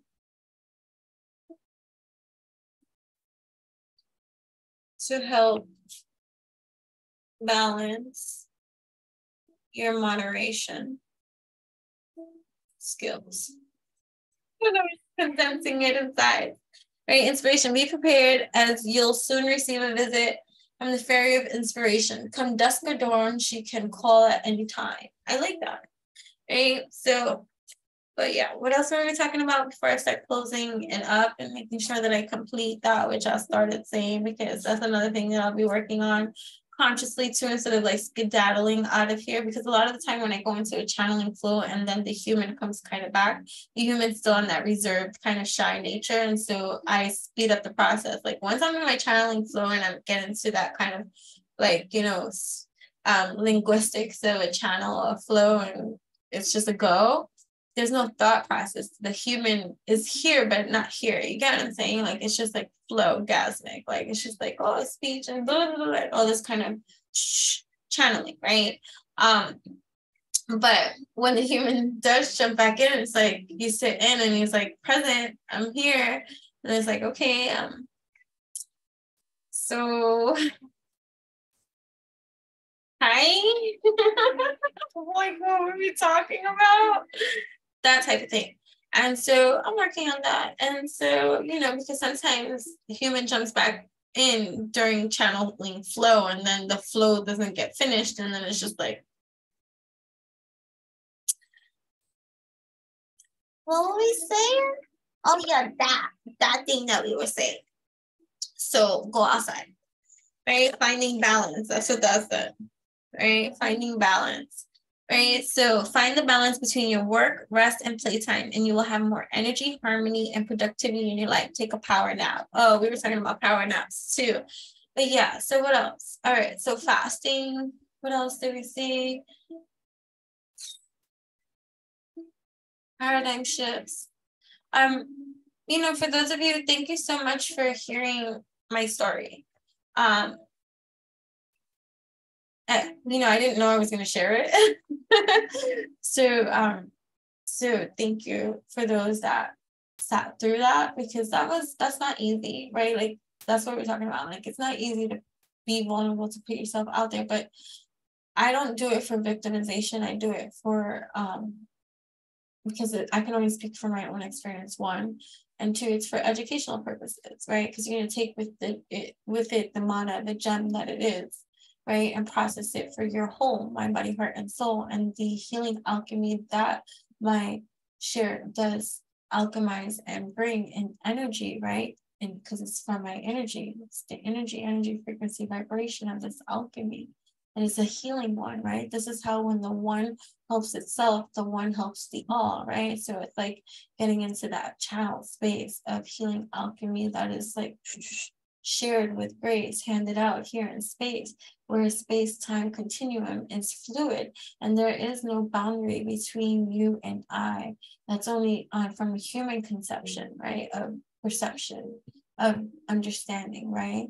But since we're working on our understanding, There's a whole power dynamic that's quantum when we do stuff like that, when we go beyond our limit, beyond that which we think we know, and to strip away that which we think we know to get into the unknown.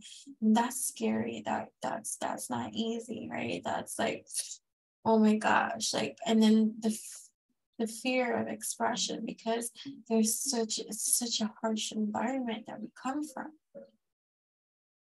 Like, any kind of expression that I shared growing up was shut down. And going back to the beginning when we were talking about where do they start? Of course, when they tear you apart, it starts from the heart, from the start. And that's going to be from your youth. So we're deprogramming these programmings and these conditionings that do not serve. And so we're letting go, we're releasing, and we're tuning in, tapping in, turning on to the frequency, energy of being present. And so we're going to take conscious breaths, conscious steps. And anytime we find ourselves outside of our mind, going crazy with that OCD thought, we're going to take a conscious breath to take back our power at this moment. That's the step we take, because you don't need anything for that, and you don't need permission for that either. So you take a conscious breath in, and you breathe out. And you could think about, what is this all about? This is to regain my intentional focus, because I'm going a little bit crazy right now. And I don't want to take this route. Okay, breathe again, child. Breathe in. Breathe out. What's this for? Because it's calming. The effects of it is soothing. And in this moment, I'm not thinking my crazy self. Wait. Okay, that's good. That's good. Take another deep breath in. This is empowering, isn't it? Yes, I'm actually getting a little bit high. What do you mean? And yeah, I'm getting a little bit high. This can be addicting now. I'm like, okay, let me take a deep breath. No, but it is true. It is so true. If breathing, you can get high. So for some breaths and stuff like that, it is wise to be seated, because it could be euphoric in a kind of way. Especially in tantric settings with a healthy divine counterpart, whatever that be for you. And experiencing the cosmic flow of tantric bliss, intimacy and seduction, right? And the cosmic play between the two divine partners that breathe into each other's space and have a common place to trust in each other's abilities to respect the flow of energy that is growing between the two, shared between the two, pulsating between the two, and the breath of life that is shared and consumed and loved into one another. Oh my gosh. I know you would think I had a lot of sex in my life right now. Doesn't mean that I'm not a sexual being, right? It just means I'm conscious about who's going to be my next partner. And when that partner presents itself, then that shall be. You get what I'm saying? Or when the time comes, sometimes it's not that the partner doesn't present yourself. Sometimes it's just not time. Or, whatever the case may be, of wherever you are in your journey. And for whatever reason, it may be sometimes part of your devotion or purpose too serves in your practice of abstinence or celibacy, or just cherishing your vessel in a different kind of way, where you don't have to spread yourself so thin in any kind of way unless it has staying power. And only time reveals these things. And it's not, oh, don't get so caught up, nothing's ever going to be perfect. Those sound like rushed antics of conditioning to me. I want to surpass that leveling of thinking and just simply be and grow into the space of whatever that place is going to be with me and my divine counterpart. You know what I mean? And that's going to happen naturally, not forcibly. It's going to be a flow. And this I know. You know what I mean? So, what were we saying? Oh, the tantric breath and the breathing, you can get high. You know, I am very sensual. I am very sexual. I am very open to sexuality. I'm very comfortable in my sexuality and my divine femininity energy. And it's a very easy energy for me to tap into. There's nothing more than sexual pleasure and intimate bliss that I would love to explore and have. And this I have had, and this I have explored, and this I know to be true. It's forevermore about where I stand in my position as a divine feminine being. I do dance, I do tantra, I do have sensuality, I do have this cosmic relationship with my own sexuality. And so it's with this alchemy of divine pleasure that I experience even within my own pleasurable being. But it's coming from a responsible space too. You know what I mean? And so, and because I'm in such this kind of like position, even just with myself,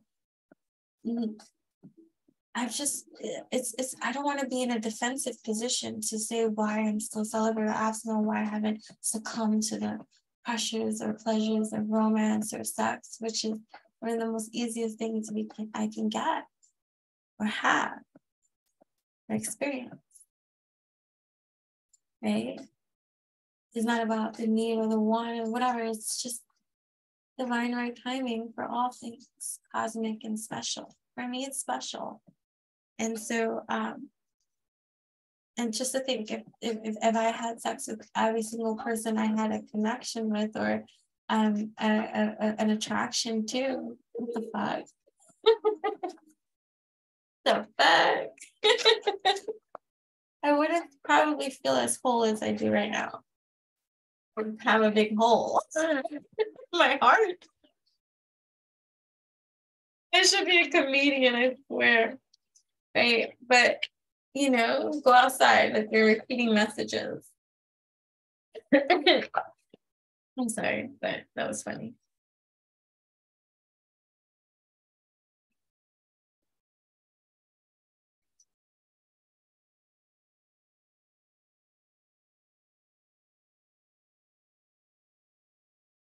All right, sorry. It's just I'm saying sorry to myself. Okay, I'm looking at the camera again, talking to you. Hello. So I want to thank you. Yeah, seriously, for those of you tapped in, turned on, tuned in, and who sit here with me in my messiness. And like, this is yesterday's hair. this is very early right now. So it's early enough for me to still be this level of mess. But that's part of it too, right? Coming undressed and just being ourselves, showing up in whichever way that we're going to be showing up, but showing up as ourselves. And this is what this channel is all about too. Supporting those and being the more free that I am. May my free invigorate your free. To simply be all that you are, wherever you are, whenever you are, however you want to be. I really am a cheerleader of those type of things. And I want to germinate and spread those type of seeds.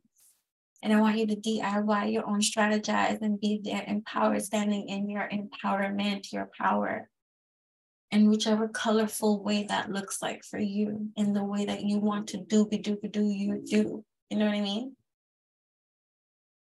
Anyway, I hope I completed all my sentences and dotted all my I's and crossed all my T's. But if not, messy me. But I got a lot of things to do, and this is fun. Thank you for joining me on another Enchanting Babble spree. But we're tapping in, turning on, tuning in with I.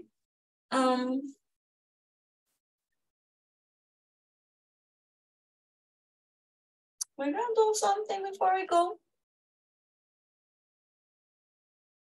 Since we were talking a lot about healing, let's do some heal yourself, right? Let's do a heal yourself. Let's do one collective Heal Yourself Oracle card right now.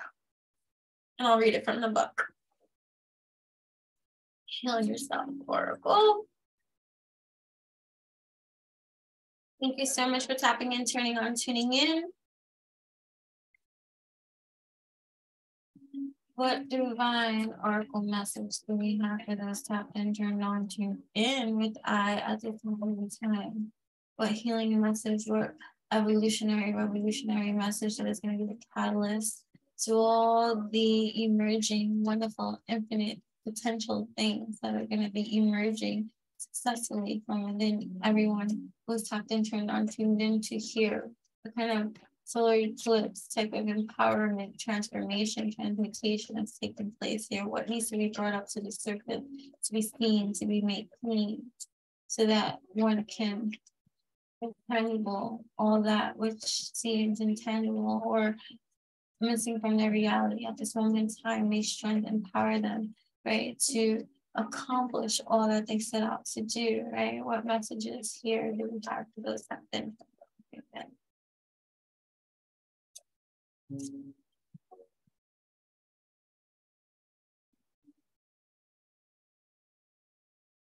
I feel like my head is up the whole time.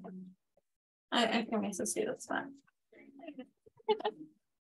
I guess I could do this. I can get used to this. What was I avoiding the whole entire time? See, what were you avoiding the whole entire time? So that's another question we can ask ourselves. Like, what are we avoiding the whole entire time that we refuse to make eye contact with somebody, something, with ourselves? What are we avoiding? What is it that we don't want to see when we don't refuse to look in the mirror, to really like acknowledge, to see who you are as you stand before you? What do you say to you upon you when you looking? What's cooking good looking? What messages do we have?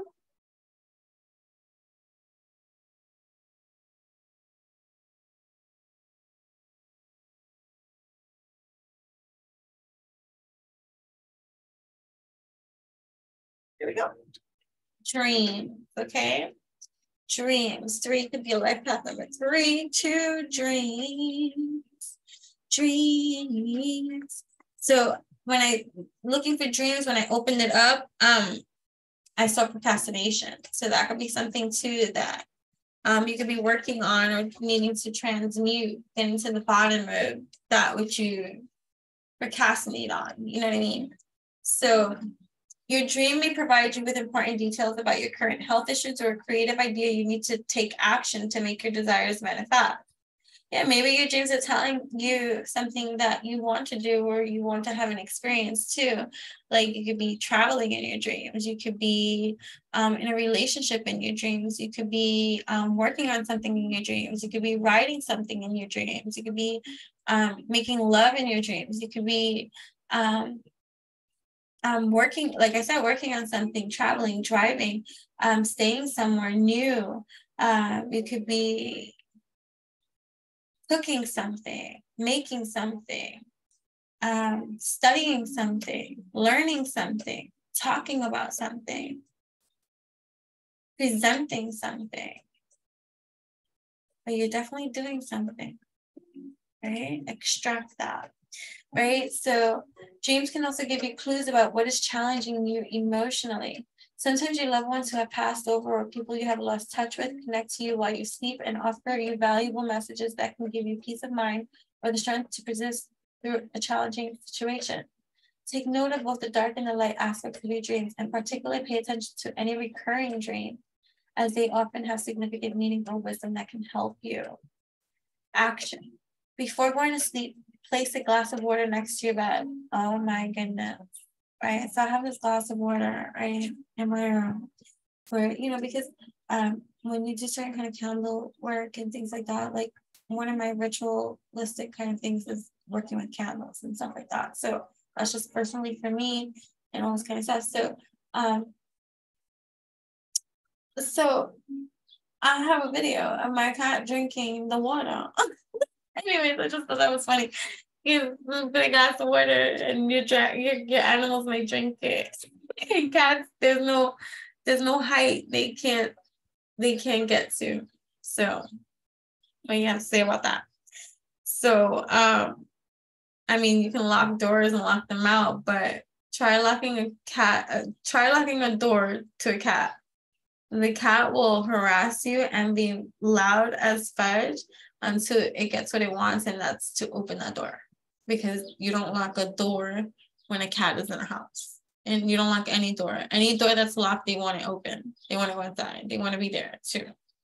So you can't even lock doors with cats in the house. Let me know if you can lock doors in your house where there's cats. Granted, there's closet doors and certain kind of things like that. Like, granted, like, but I'm just talking about room doors, things that go into other rooms and stuff. They want to go. They want to go. Try locking it. Even like a bathroom door. Try locking it. If you got cats, you know what the fudge I'm talking about. Please let me know. Like, don't leave me hanging there. Like, they won't let you lock a door. Imagine you go into a room and you try to lock the door and leave a cat outside of the room. Let's say, do you really think that would go by peacefully? I don't think so. Hey, I don't think so. So before going to sleep, place a glass of water next to your bed. Position this card over the water with an intention to remember your dreams. That's nice.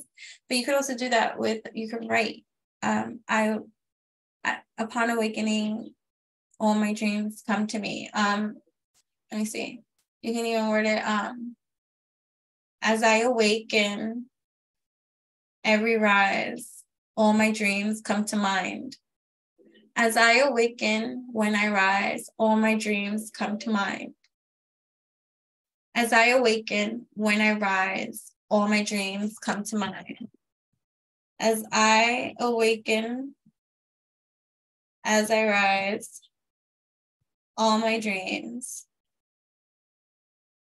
come to mind. And I write. Because I want to write them down. You don't have to add that last part, and I write, but I will. Because, and I write.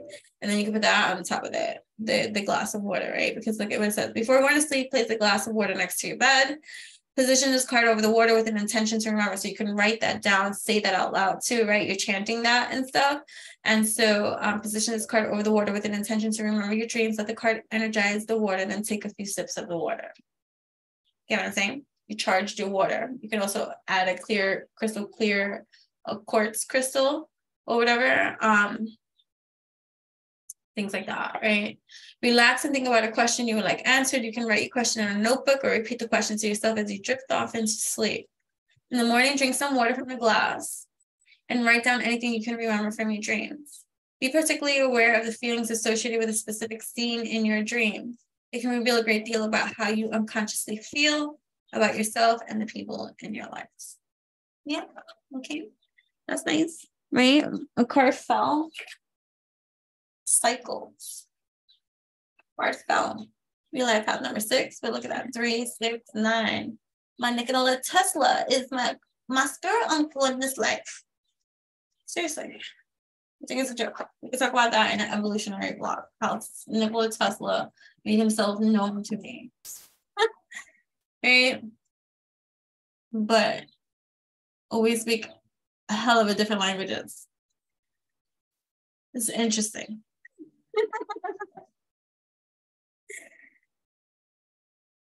You could be healing from sadness. Right? Cycles. Life is cyclical. Sometimes things flow and at other times they slow down. What cycle of your life are you in right now? What is the one area of your life where you need to focus most of your energy? Is it time for you to focus on your family? Do you need alone time to discover your true purpose? Do you yearn to open your heart and love fully, deeply, and passionately? Is this a time for healing and regeneration? Maybe you are completely ready to enthusiastically concentrate on your life purpose and put all your energy and effort into making your dreams a reality. Each cycle you encounter offers you fresh gifts and possibilities to learn and grow. The better you become at identifying the cycle you are in, the more flow and harmony you'll experience in the choices that you do make. I look like a hot mess.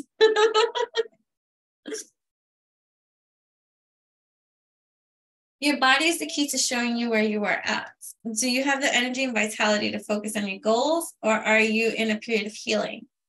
Write down what you're experiencing at present. Read over what you wrote several times. Then give yourself permission to honor the cycle you are in. Is it time to learn or to apply what you have learned? I wonder how long this is going to be. Probably like, oh yeah, no sense of time. 2 hours, maybe an hour. 2 hours. This is how can we shift our mindsets? What can we do? What kind of helpful activities, ideas, inspirations, motivations can we apply in our lives so that way we can rise successfully, abundantly, prosperously, right? Whole in our own independence and sharing the experience with those that matter to us and whom are important, having a joyful, successful experience. Right? So what methods can we apply? What concepts, what ideologies, what practices, what methods, digital detox. What the fudge we were talking about? 2 popped up. And then stretch. Which are you tapping in, turning on, tuning in with me with my 60-second videos and my 3-minute videos of stretch, dance, loosen the fudge up with me type videos that I'm going to start making a playlist for so that they could all be under one particular playlist to make them easy and accessible for you to tap in, turn on, tune in with. But I do loads of content with stretching, with loosening up, dancing, for you to share in the experience of that energy of alchemy, of just devoting that 60-second or 3-minute time slot of your time from your space, sharing it with me in my space, and together we get up and stretch, we loosen up, we dance, right? So that's what that is all for. And it's also my personal liberation, which in my liberation and my freedom and my breaking of my own chains and loosening the fudge up and letting go of and ripping off these masks and being vulnerable and stuff like that. May my free invigorate your free. You get what I'm saying? So digital detox, right? So we're going to have a digital detox. In this modern world of digital technology, it takes intention to create a balance between the physical and digital worlds. According to the Nielsen Company, the average American spends a whopping 10 hours a day consuming media via screens and radios. While digital media has a place in our lives, balance and mindfulness are essential. Studies have shown that media overuse is correlated with lower self-esteem and higher levels of anxiety and depression. So take that into consideration, especially if you find yourself consumed by certain kind of medias all the time. Then let's dive a little bit deeper into your own personal hive and get into the aspect of what is really going on: depression, anxiety, low self-esteem.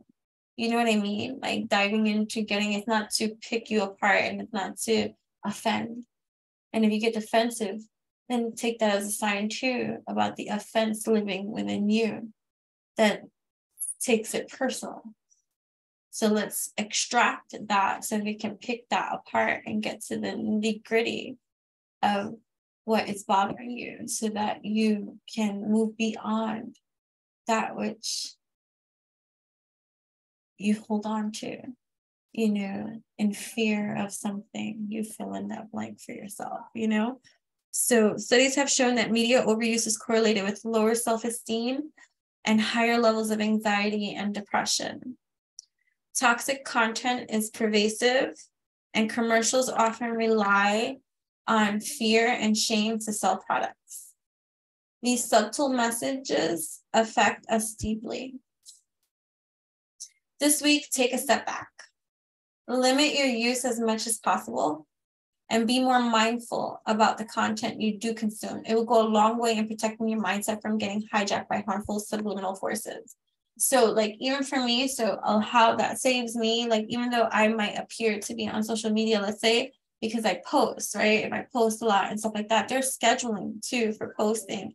And then I got myself into the method of pre-recording and all this kind of stuff or whatever, which wasn't easy for me to do, right? Especially with my time.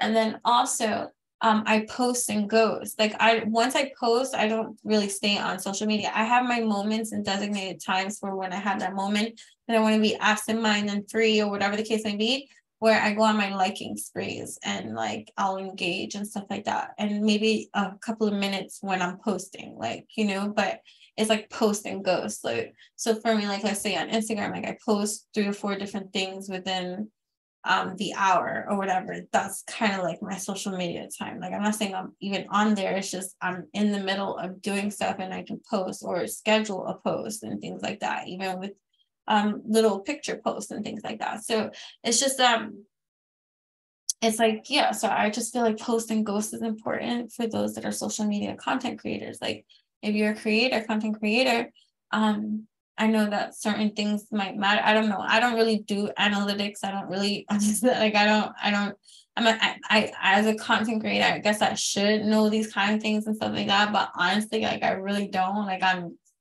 not the person to go to, like, in regards to those kind of, but it's important to people. It's important.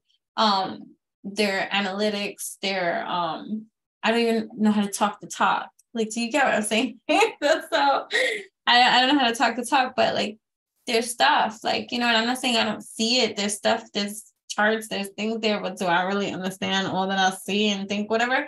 But, so I don't really get lost into that kind of dynamic of my social media stuff because I don't really look at that stuff.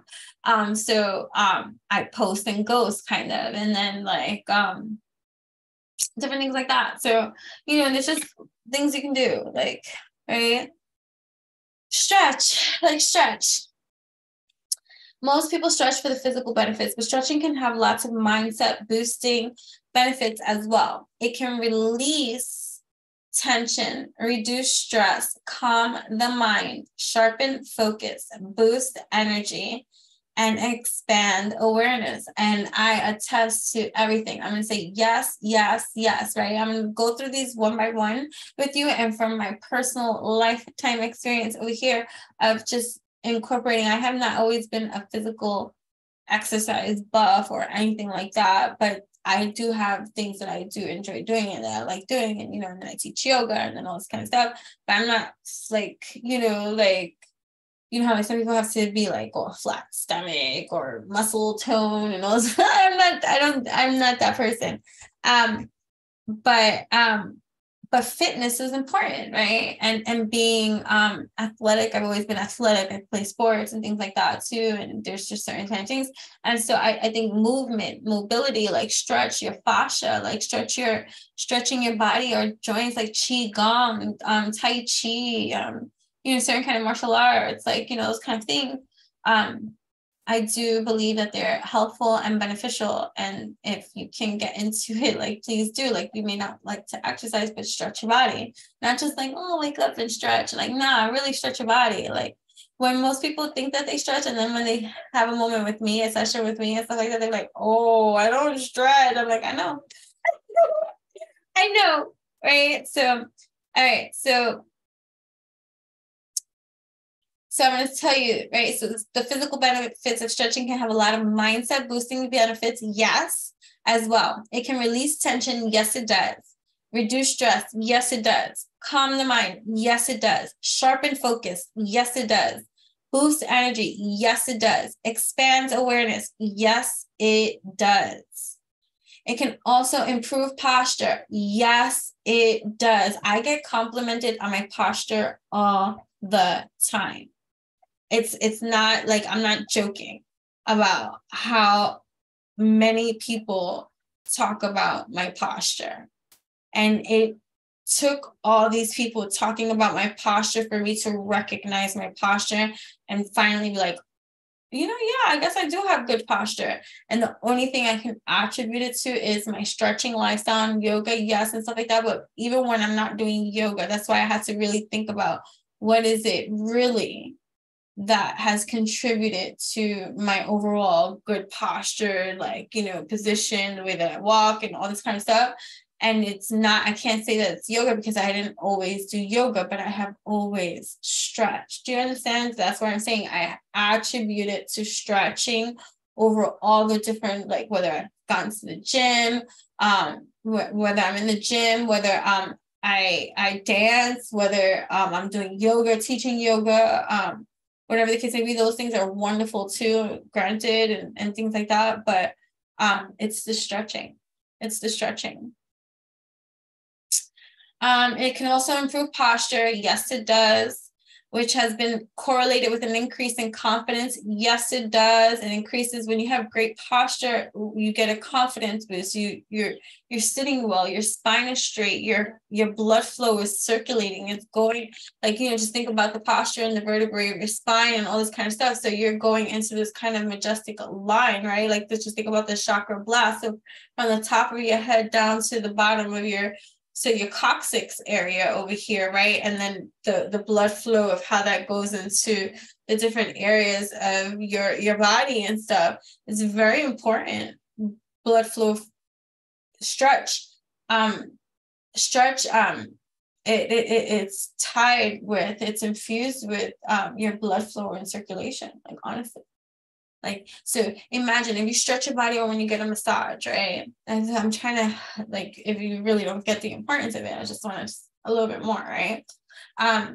It's like a wringing. So you know how, like, when you have a wet cloth or a t-shirt or shirt or something wet, right? And you have to wring it, right? And you wring it dry. So you see that action, that wringing, right? So stretching is like this wringing. Massage is like this wringing.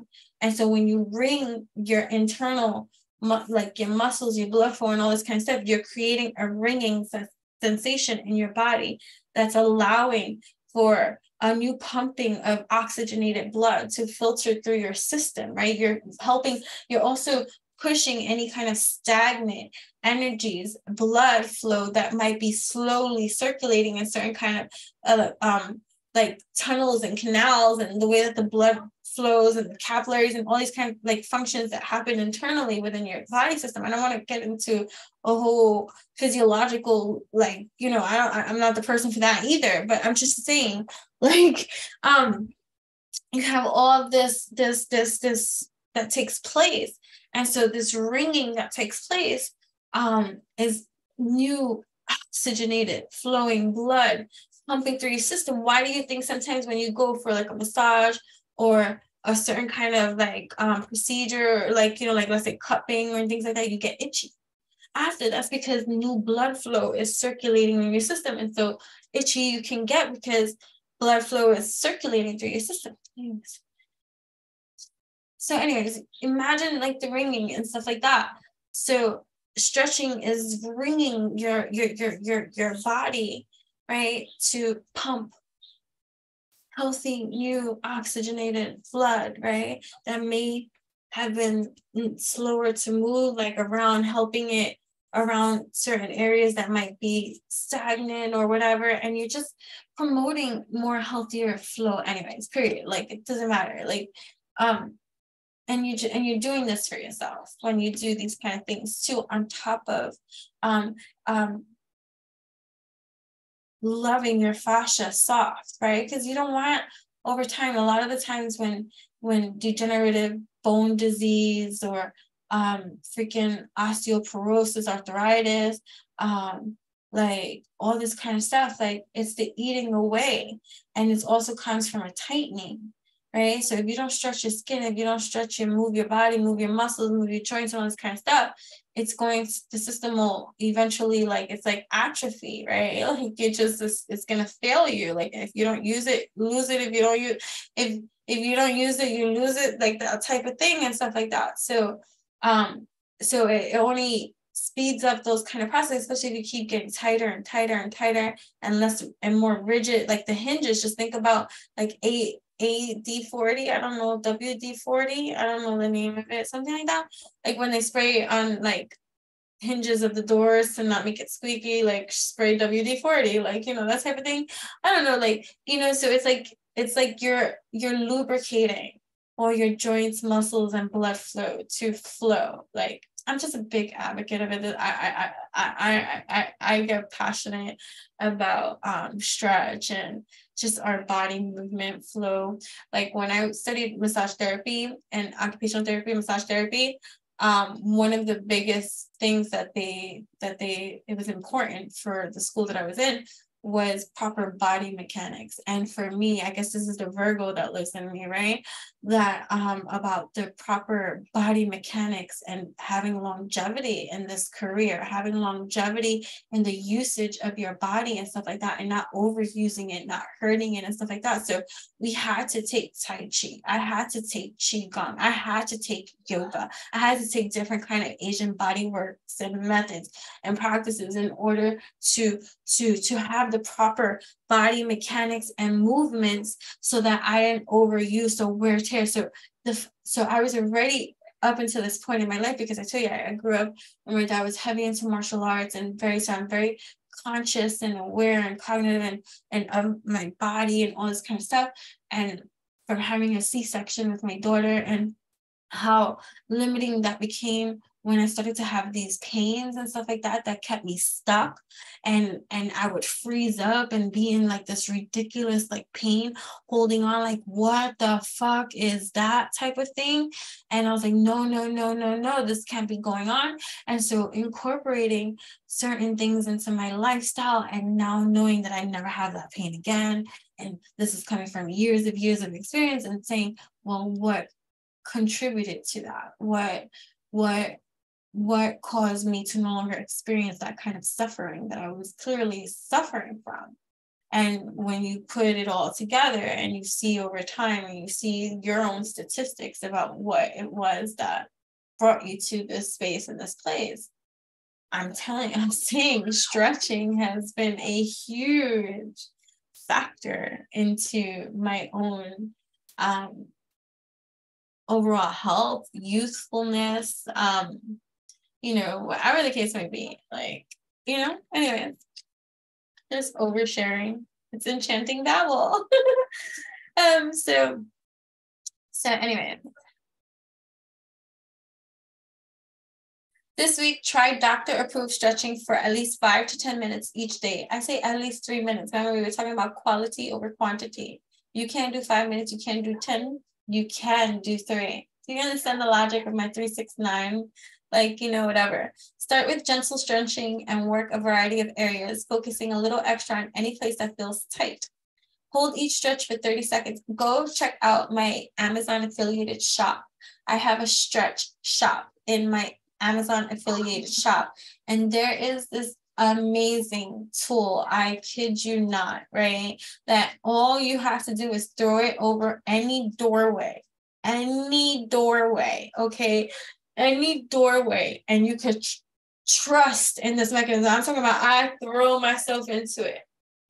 And it is a parachute, like hammock kind of thing, but it's a stretching tool. And I stretch on this thing. I'm talking about I hang, I wrap it, I do it like advanced stretching, like I tighten it around my arm and extend my legs this way and do some crazy shit and all this kind of stuff. But when I tell you, and especially for the type of work that I do, and I use my body quite often, right? Loosening up in that, and I even wrap it around my arms to, like, you know, like, I don't need to talk like that, but you know how when people do that when you go to the doctor and say like that, when they put to try to see your veins. So I tighten that, like where it's like constricting to my thing, and it's kind of like a massage, and then I loosen it, and then all that blood flow that shoots. Go to my Amazon affiliated shop and go into check out all my little shops in my Amazon affiliated shop, my store. Are you chatting? Amazon store. I don't know the name of it anymore. So yeah, I don't know the names of anything, even my own shops. all the links are down in the description box. So, I mean, everything is there, even if I'm not saying it correctly and stuff like that. So, but go check out my Amazon affiliated shop. And in there, oh my gosh, get that. It's like under $25. It's less than $25. Okay. And let me tell you, I am a connoisseur of many things. This is not my first stretch thing. I have another thing on the door, which is cool that I have, but I haven't put it up on my Amazon shop. And then I have another stretch thing that sucked. Like, you get what I'm saying? So, like, I tried different things out. And let me tell you, so the one that I shared that's in my Amazon affiliated shop is heaven on. Even my daughter, who is like, you know, like, really? Like, I'm like, just open it up. And she's like, oh, wow. Like, Mom, because it's great. It just, especially when you need to learn how to let go. Oh my God, definitely. Because if you need to learn how to let go, and it feels so good on the back. It feels good. And it's a good stretching tool. So it's like a parachute kind of thing. Anyways, I'll show it to you next time and stuff like that. But because it's on my door, I don't want to take it down from my door. And all you have to do is throw it over the door, and then that's it. And then close the door so that it holds you, right? And then go in it, like it's like if you're putting it around your waist, and then just go lean back, and the door is supporting you, right? So like literally you're not heavier than the door that's closed like right now. So like so it supports you, and you can just do whatever you want in it, and you're supported, you're held.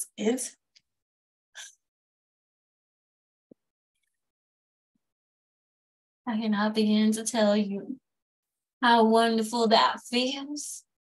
But it is something surreal that I want you to feel, because it feels so good for your whole, my body, heart, and soul. And then that could be another meditation for you, because as you get lost into the feeling of, oh, this feels so good, I just want you to feel it too, because I'm feeling good.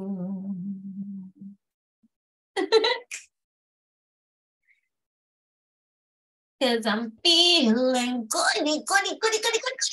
I feel so goody. And that's it.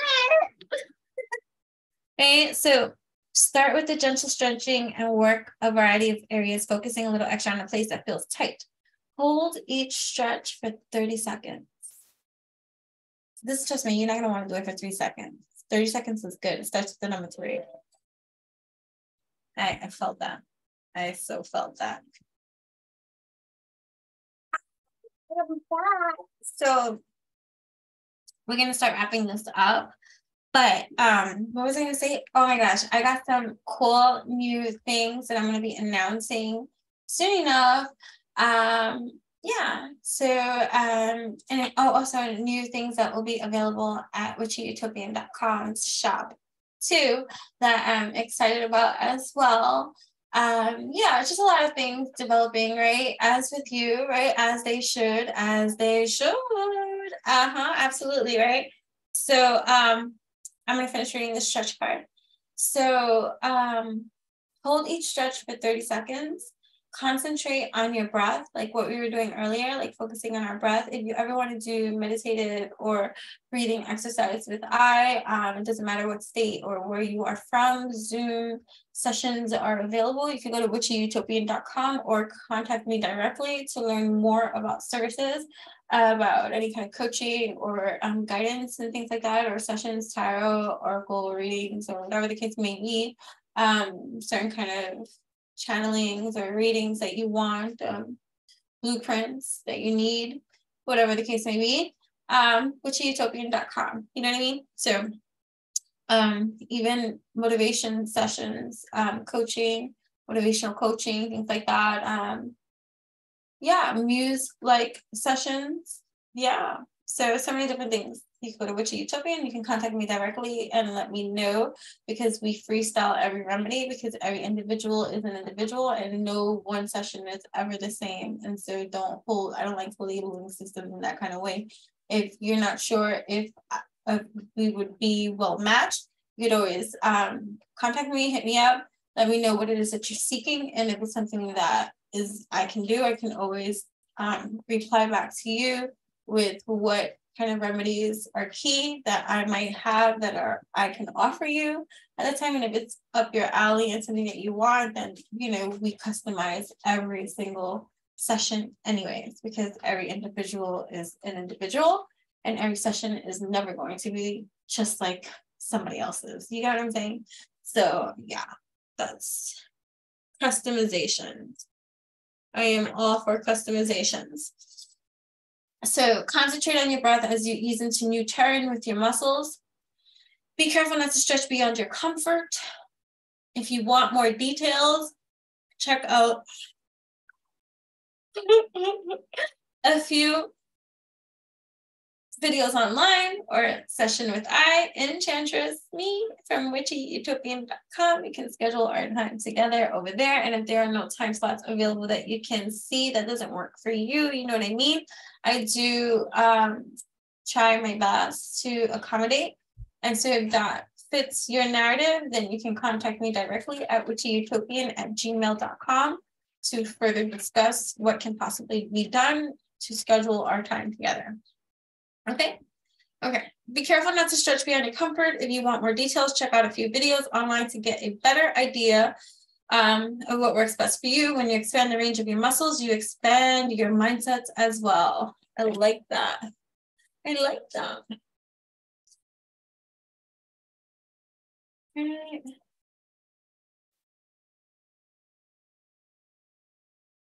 Any more ideas, motivation, inspiration?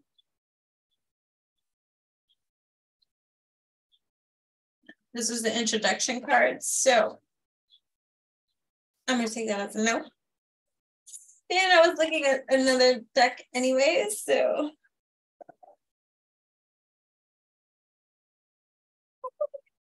Instruction. Thanks. All right, so what sacred symbol do we have that are going to speak to us at this moment in time? What sacred symbols do we have? If you ever like a deck that I have or that I use or things that I use that you might be curious about, where did she get that from? If I got it and I want to share it on Amazon, my Amazon affiliated shop is going to share with you that which I love, that I think you would love too. And so if there's everything that you see that you want them to know, oh, what's the name of that? Oh, what is that? Oh, let me see if she got that over there. You can definitely go check out my Amazon affiliated shop, which is awesome if you do. You are supporting still a single mom right up in here that takes care of her household. Mother might be turning 22, but mama still takes care of the entire fort, you know what I mean? All through her academia, into her, whenever she's ready to spread her wings fully, you know what I'm saying? And that is the lovely wonderful support she gets from me as her mom and stuff like that. So, you know, every bit is helpful to me on my journey of multidimensionality. Like there's many different things I do, many hats and roles I play, shoes I fill, you know, and I don't know anything but that ambition, hustle of needing to, like once I had my daughter, I didn't have a choice anymore about like even if I fucked up and let's say maybe needed to go back home or something like that and start again, right? Because of my not wanting to go back home, when I've had to go back home, this is, you know, that happened. Because I didn't want to be there. That was ambition enough for me to give myself a time frame. I'm not going to be here no more than 3 months. And literally, it would either happen 3 months or under. You know what I mean? Because I'm going to save, start again, because I can get the fuck out of here. That type of thing. But thankful for the fallback of being able to stay here, even though that took a lot of pride and humility. You know what I mean? And stuff like that. So, you know, sometimes we have to start again and things like that. But what was the whole point of that?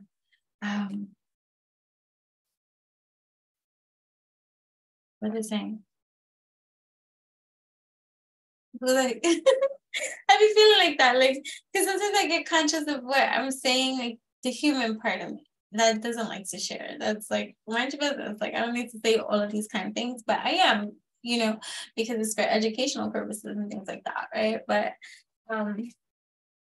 whatever. Like, no, I'm just saying. The whole point I'm trying to say is, mind you, even when I was young, I started working really young. Like before I was 13, I was already babysitting and picking up my sister from school, and then meeting with different kids' parents and saying I could babysit, I could pick them up and do homework with kids and all that kind of stuff, because I wanted money. Like I needed it because I didn't have that. Like I felt like I didn't have that growing up because my dad wasn't responsible enough, and we didn't like if they didn't give it to us, I didn't get it. You know what I mean? So that's where, like, stealing also, bad habits start to form, because if you don't have and you're a young kid and you're like, okay, well, I'm gonna take it, like, that kind of thing. And certain kind of, those kind of like sticky fingers kind of things that take place, like, bad habits that happen, and you want to have certain kind of things. And so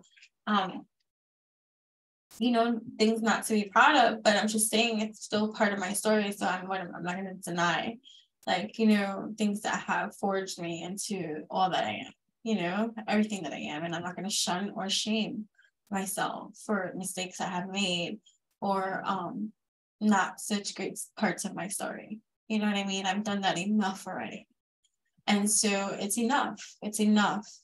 You're enough. I'm enough. So I have done everything for my daughter, because, and I guess, my own experience of losing my mom at a young age, of course, that heavily influenced how I wanted to be as a mom. And so it's an honor for me to be honest, and so any sacrifices I have made never really felt like a sacrifice, because I wanted to, without thought, because I came from here, as a mother. So having different opportunities now in this day and age to have different multiple ways of making income and streams of income and stuff has been so humbling too. Like, my subscription platforms, there's cash apps, there's donations, there's my products and services and all this kind of stuff, and and different like opportunities that present themselves and have presented themselves, has really been helpful to me as a mom, so I'm just very, very grateful,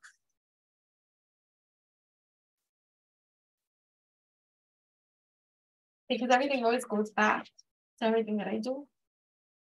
Me being able to pay rent, me being able to pay a bill, me being able to provide clothing, shelter, food, pay my car notes, my, all these things, being able to have electricity, um, internet. You get what I'm saying? Everything goes back into everything, the stuff that I make, the supplies needed to make the things, the phone bill that gets paid, the new tarot cards I get to get. Then it all goes back to what we do.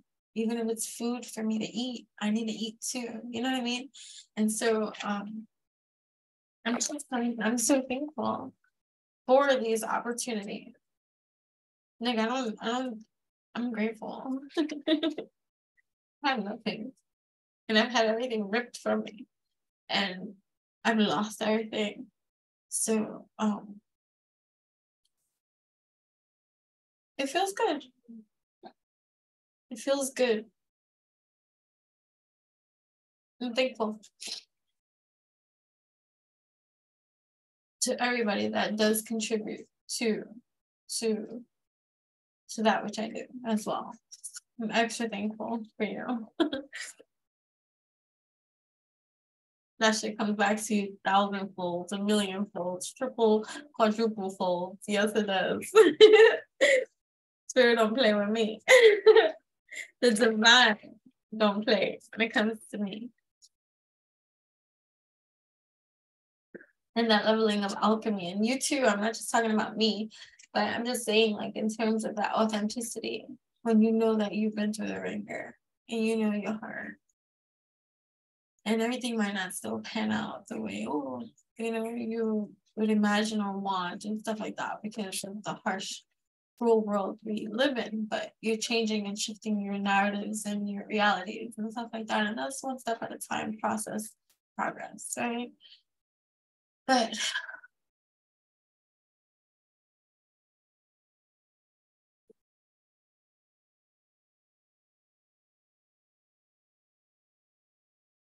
But you're like,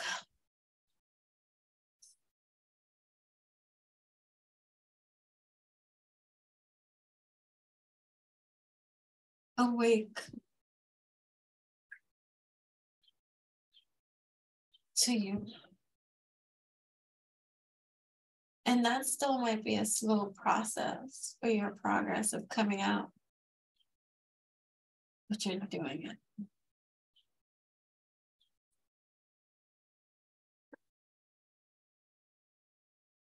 Okay.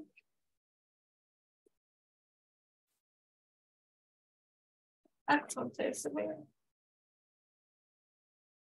What symbols do we have for those tapped in, turned on, tuned in with I at this moment in time? What symbols of transmutation, transformation, elevation, evolution do we have for those tapped in, turned on, tuned in with I at this moment in time? What evolution, revolution, divine message, articulation needs to be conveyed? Words tapped in, turned on, tuned in at this moment in time. Soulmates. Didn't this one come up? This is the Carrie Vera. I don't know names. That's so used. But I remember this one.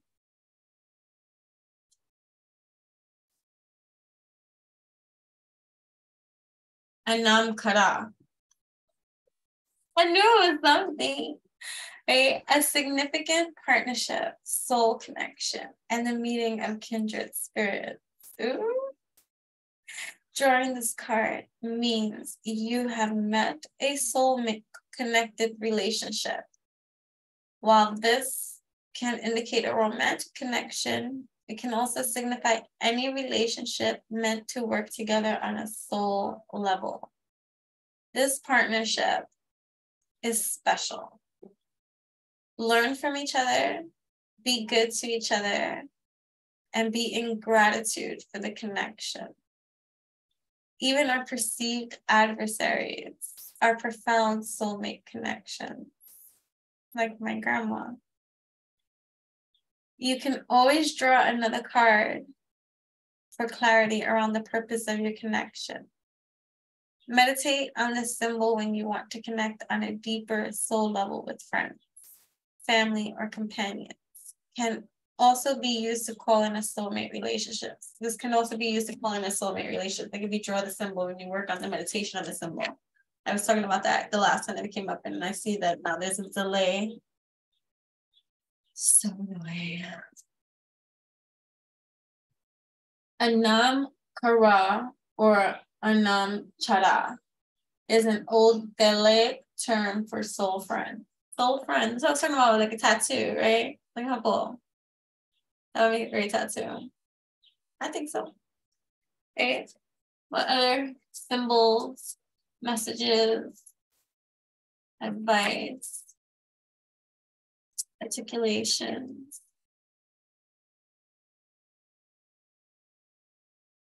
Do we have for this tapped in, turned on, tuned in?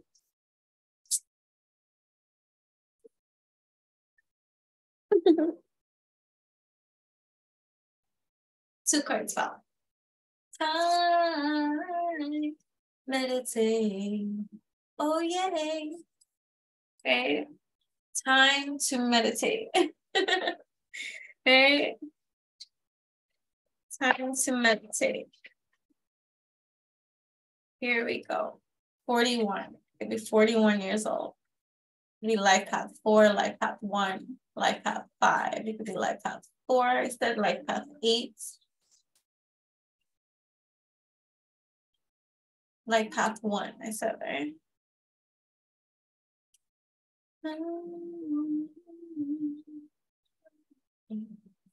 Divine timing is everything.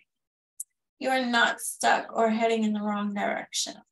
Drawing the hourglass asks you to have patience with whatever your current situation is. All will come to pass when the moment is just right. Divine right timing, right? This card can also indicate that something you are waiting for is just on the horizon. The hourglass, the symbol. The hourglass gained popularity in the early Middle Ages to tell the passing of time. Its popularity rose with marine sand glass on ships at sea. Most notoriously, they were used by pirates on their flags to strike fear into the hearts of their victims. The hourglass.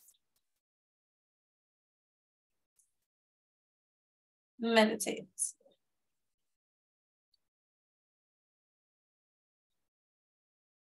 Drawing this card asks you to create more stillness in your life.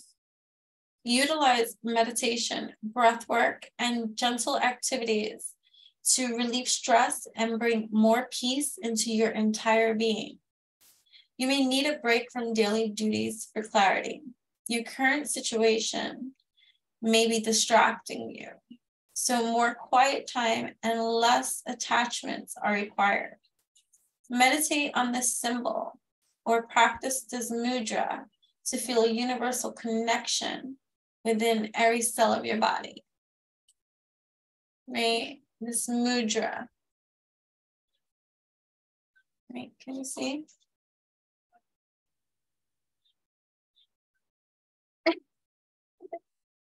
The mudra. Again, I'm sorry. Mudra. The Gyan mudra is a powerful hand posture that has been practiced for thousands of years by yogis. It brings peace, calmness, and spiritual progress. It relates to the planet Jupiter and can bring many health benefits for mind, body, and soul with consistent practice. Sitting in the lotus flower position or in your seated namaste pose, crisscross yoga sauce, like I tell the kids, and then your hands, your elbows on your like knees or your thighs, and your hands positioned like this, and just breathing in through your nose and out through your mouth, in through your nose, out through your mouth, right? So that's a mudra. I already forgot the name of the mudra.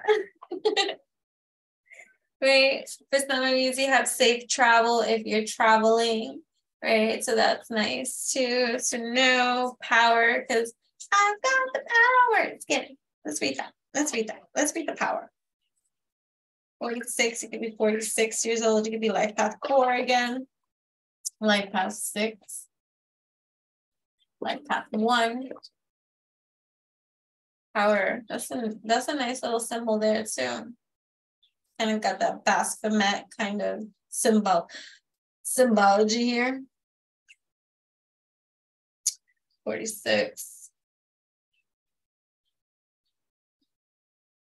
You are powerfully, you are powerful. You are worthy. You are sovereign. It is time to remember your worth. Drawing this card invites you to take your place in the starring role of your own life.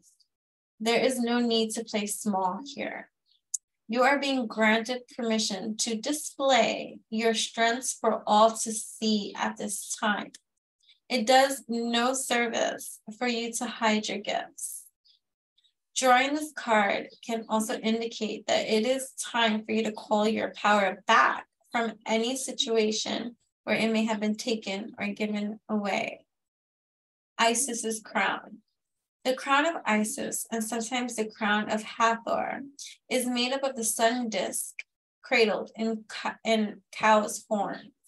The sun and the cow were both worshipped in ancient Egypt as symbols of the different but equal powers of the feminine and the masculine. I love that.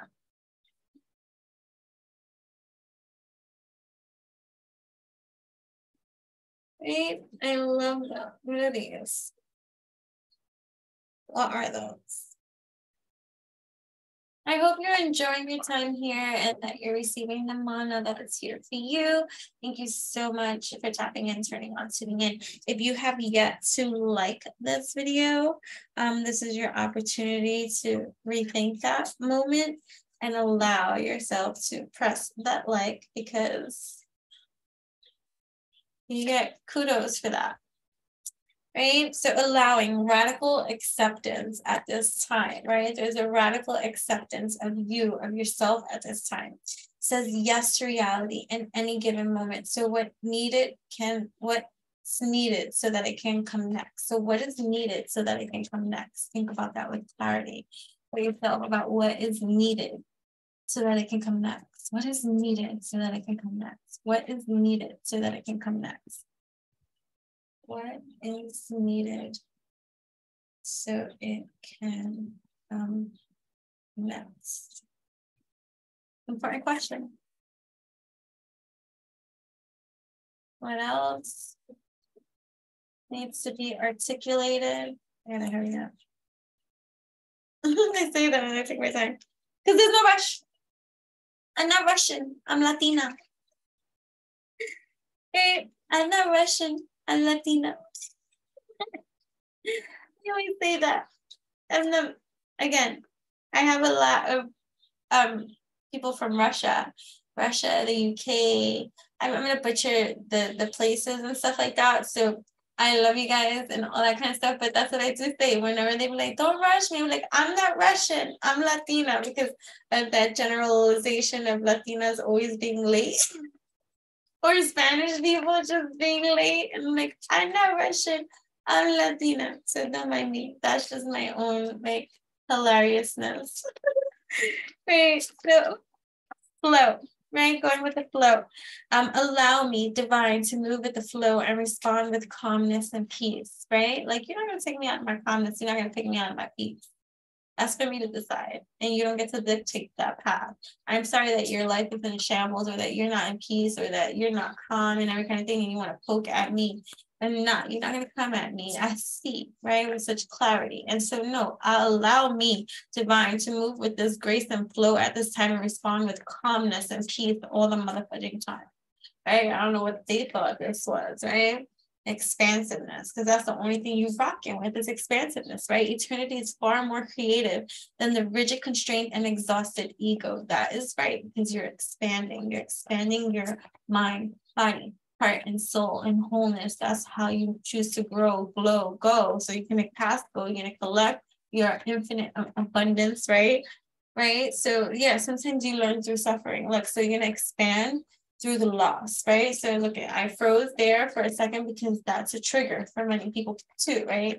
The loss is like, oh, how can you have expansiveness? Because this is what the fear is, right? The fear is of this loss, right? So loss, sometimes you learn true offering through loss. That's worth repeating. Sometimes you learn true offering through loss. You make a passionate invitation for love to take over and bring her own plan instead of the ego's plan. All right? So you have this expansiveness through loss. You're in your flow, right? And so you're working on that grow. And it's a process, we know, right? But it's for your progress. And so it can appear to be slow, especially if you're monitoring the process of your progress. Don't monitor the process of your progress. If you want to flow gasmic, you see without any kind of pressure. You know what I mean? Because you're not paying attention to those kind of things. You're in the process. You can't pay attention to the time of the process if you're in your process for your progress. Play that back as often as you need. You know what I mean? So, what other messages do we have? Surrender. Right? So, surrender. Sometimes learning to surrender can feel as if you're dying. Dying, right? The ego learns what's hardest to stop trying to control the whole universe. So surrendering, right? Surrender here. I don't know what the title is going to be yet here, but there's some fasting. There's a few things. I don't know how I'm going to word it, but we'll see. True offering, right? You are the true offering. Right? True offering takes what can be an unbearable cross and returns it to love. Oh, you're crying. That's amazing. Like, it's truly outrageous. Truly, truly, truly outrageous. Allowing again, right? All right. So radical acceptance says yes to reality in any given moment, to what's needed to come next. Thank you so much for tapping in, turning on, tuning in. I love you. Till next time, come again.